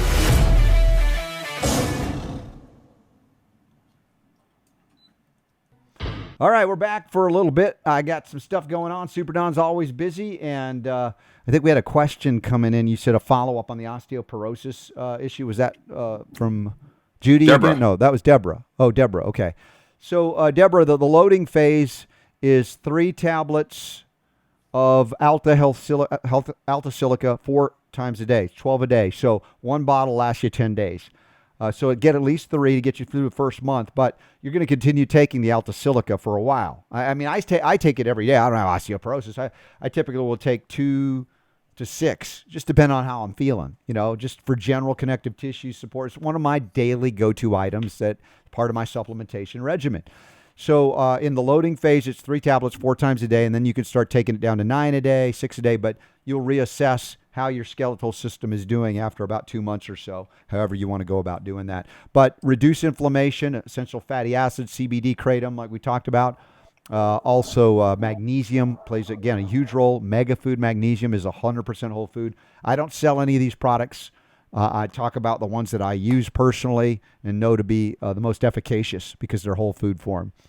And let's see, anything else on that? Hopefully that'll help you out there, get you recovered. Let's see what else is going on here. Let's go back to anything coming through Facebook Live. Oh, I see our buddy Steve Felt is in the house. I just shared a picture of him and Stuart Tomp from a trade show, I think a couple of years ago or a year or so ago. Great shot of them when they were back at Expo West. The thing that canceled, which speaking of cancellations, dagnammit, the Hemp Expo, NOCO Hemp Expo canceled the end of this month, March, in Denver. So I won't be doing that, unfortunately. I think they're postponing it till August, so who knows if I'll hit that. But the Be Healthy Utah is still on. We had a great interview yesterday on that front. And Super Don, did you decide what I said to do? Because you're autonomous and you can reject it. But the first 30 to 45 minutes of the show didn't appear yesterday on YouTube. It was only on every other format. To upload something, either a new version or just an add-on to say, hey, this is the part of the show on YouTube you missed. Yeah, it'll be a separate YouTube the first 30 minutes, but I could do that. Yeah, I think it was longer than 30 minutes we were out on YouTube before it kicked in. Ish, I mean close, because I think the total time on the video is like an hour and 30 minutes, so it's like. Well, we went 2 hours and 10 or 2 hours 15 or 20. Yeah. We went extra, so it may be a little longer. So. Let's see. What is going on, Steve? It's a trip to see how much demand the virus situation has created for certain products. Just about all the home silver generators are out of stock. See, they're waiting for the zombie apocalypse. They're investing in it. It's about impossible to buy a 55-gallon water storage drum. And don't forget about toilet paper. Steve, where have you been? We've been talking about the toilet paper, and they found coronavirus on the toilet paper. Just kidding. They didn't. But imagine if they did. Or the Top Ramen. By the way, is the Top Ramen from China? Is the toilet paper from China? What makes you think it's safe? Just saying. Just asking. So that stuff's gross anyway. What is? Toilet paper Top from Ramen. China? Oh, Top Ramen. It's like wax-covered noodles. It's like, ugh. Maybe that'll be good to wipe your butt with. There you go. Just don't eat it after. With a piece of Spam. Don't eat it before. Let's see. Ashley's taking white Borneo kratom for over a year now for back pain. Loving it. That's great. Yeah, there's a lot of options out there. So Sovereign Silver, yeah, it's out. A lot of places out of stock. Some places I heard still had Sovereign Silver in stock. I don't know if that's true. I just heard that. So look to other options. Let's see. Yeah, I don't know. Any other questions or comments coming through? Well, I think we got it covered. So we'll be back tomorrow, going outside the box with Ty Bollinger. And remember, ask me anything for Kratom supporters. I mean, say Kratom supporters. Our Patreon supporters. Y'all can sign up now. Get in on that. Also, Super Don is going to be giving away an equivalent of $400 worth of organic essential oils to one fortunate, blessed Patreon supporter. That's correct. Yeah, and we'll be talking about that as well. The giveaway this month from Dr. King is a regional allergy mix. So wherever you are in the United States, particularly, whatever region you're in, if you end up winning one, it will be specific to your needs. We will be Super Don will be telling you how to enter the contest. If you're you don't have to be a Patreon member for this. You just sign up for our email alerts, and then the instructions will be in one of the email blasts that Super Don sends out. Okay? And let's see, anything else? One of our supporters is sending a nice gift, apparently, that weighs 210 pounds. Like, what is that? A baby elephant? What is she sending? We're going to find out, and I'll report St. Bernard. I'll report on it. But it was a nice thing. I mean, it's like somebody wanted to send me a birthday gift from a couple of weeks ago. She said, I don't do birthday gifts, but you have changed my family, our lives for the better. Our health is better. You know, I'm like, look, I don't do it for the gifts. I do it for the love I feel being able to empower people. And yes, when you acknowledge it, it feels good. You don't have to, but it's nice when you say, hey, thanks, man. That was really awesome. And a lot of you do, and I'm grateful to you all. I can't say thank you enough to everybody that's supportive of this show, that appears regularly, that teases us, that asks tough questions, sometimes ribs us, or even critiques us. We appreciate that. And we do have a follow-up. Remember that guy that criticized me for not being able to pronounce Dr. Ravi's last name? Yeah. Much less his first name? Yep. Can we get to that question tomorrow? Because he did a follow-up. You bet. Yeah, it's really funny. Really funny. So we'll get to that as well. Anyway, that's it for now. John Rappaport's new article is up here at robertscottbell.com. And he just sent me an email. He said, you did a great job with the article. Love the graphics. Thanks. Because I add pictures to it for fun. And so check it out. Please share John Rappaport's new article. And if Super Don, if you've blasted it out already, great. If not, we need to do that. And let's see, any last requests here? Thanks again to Billy DeMoss for being on board today. He was great. Top Charmin. Is that a play on Top Ramen? Yeah, Steve Feld, you can always comment. So, yes. You can always count on a silly, snarky comment from Steve Feld. So when are we going to get together in quarantine there, Steve? We'll have fun, and my kids will play video games with you. Either that or you can help me repair the floor in the bathroom that had the leak, which I'm working my way through. So I wish I had all the tools to do it. That's the frustration I have. Just last thing, just got to get off my chest. It's like I have the tools to do basic big cuts and things, but when it comes to the fine little teeny tiny cuts that you sometimes need to adjust, I don't have the full workshop yet. That's one of the dreams that'll be coming forward as we continue here. So, all right. With that, let's see. That's it.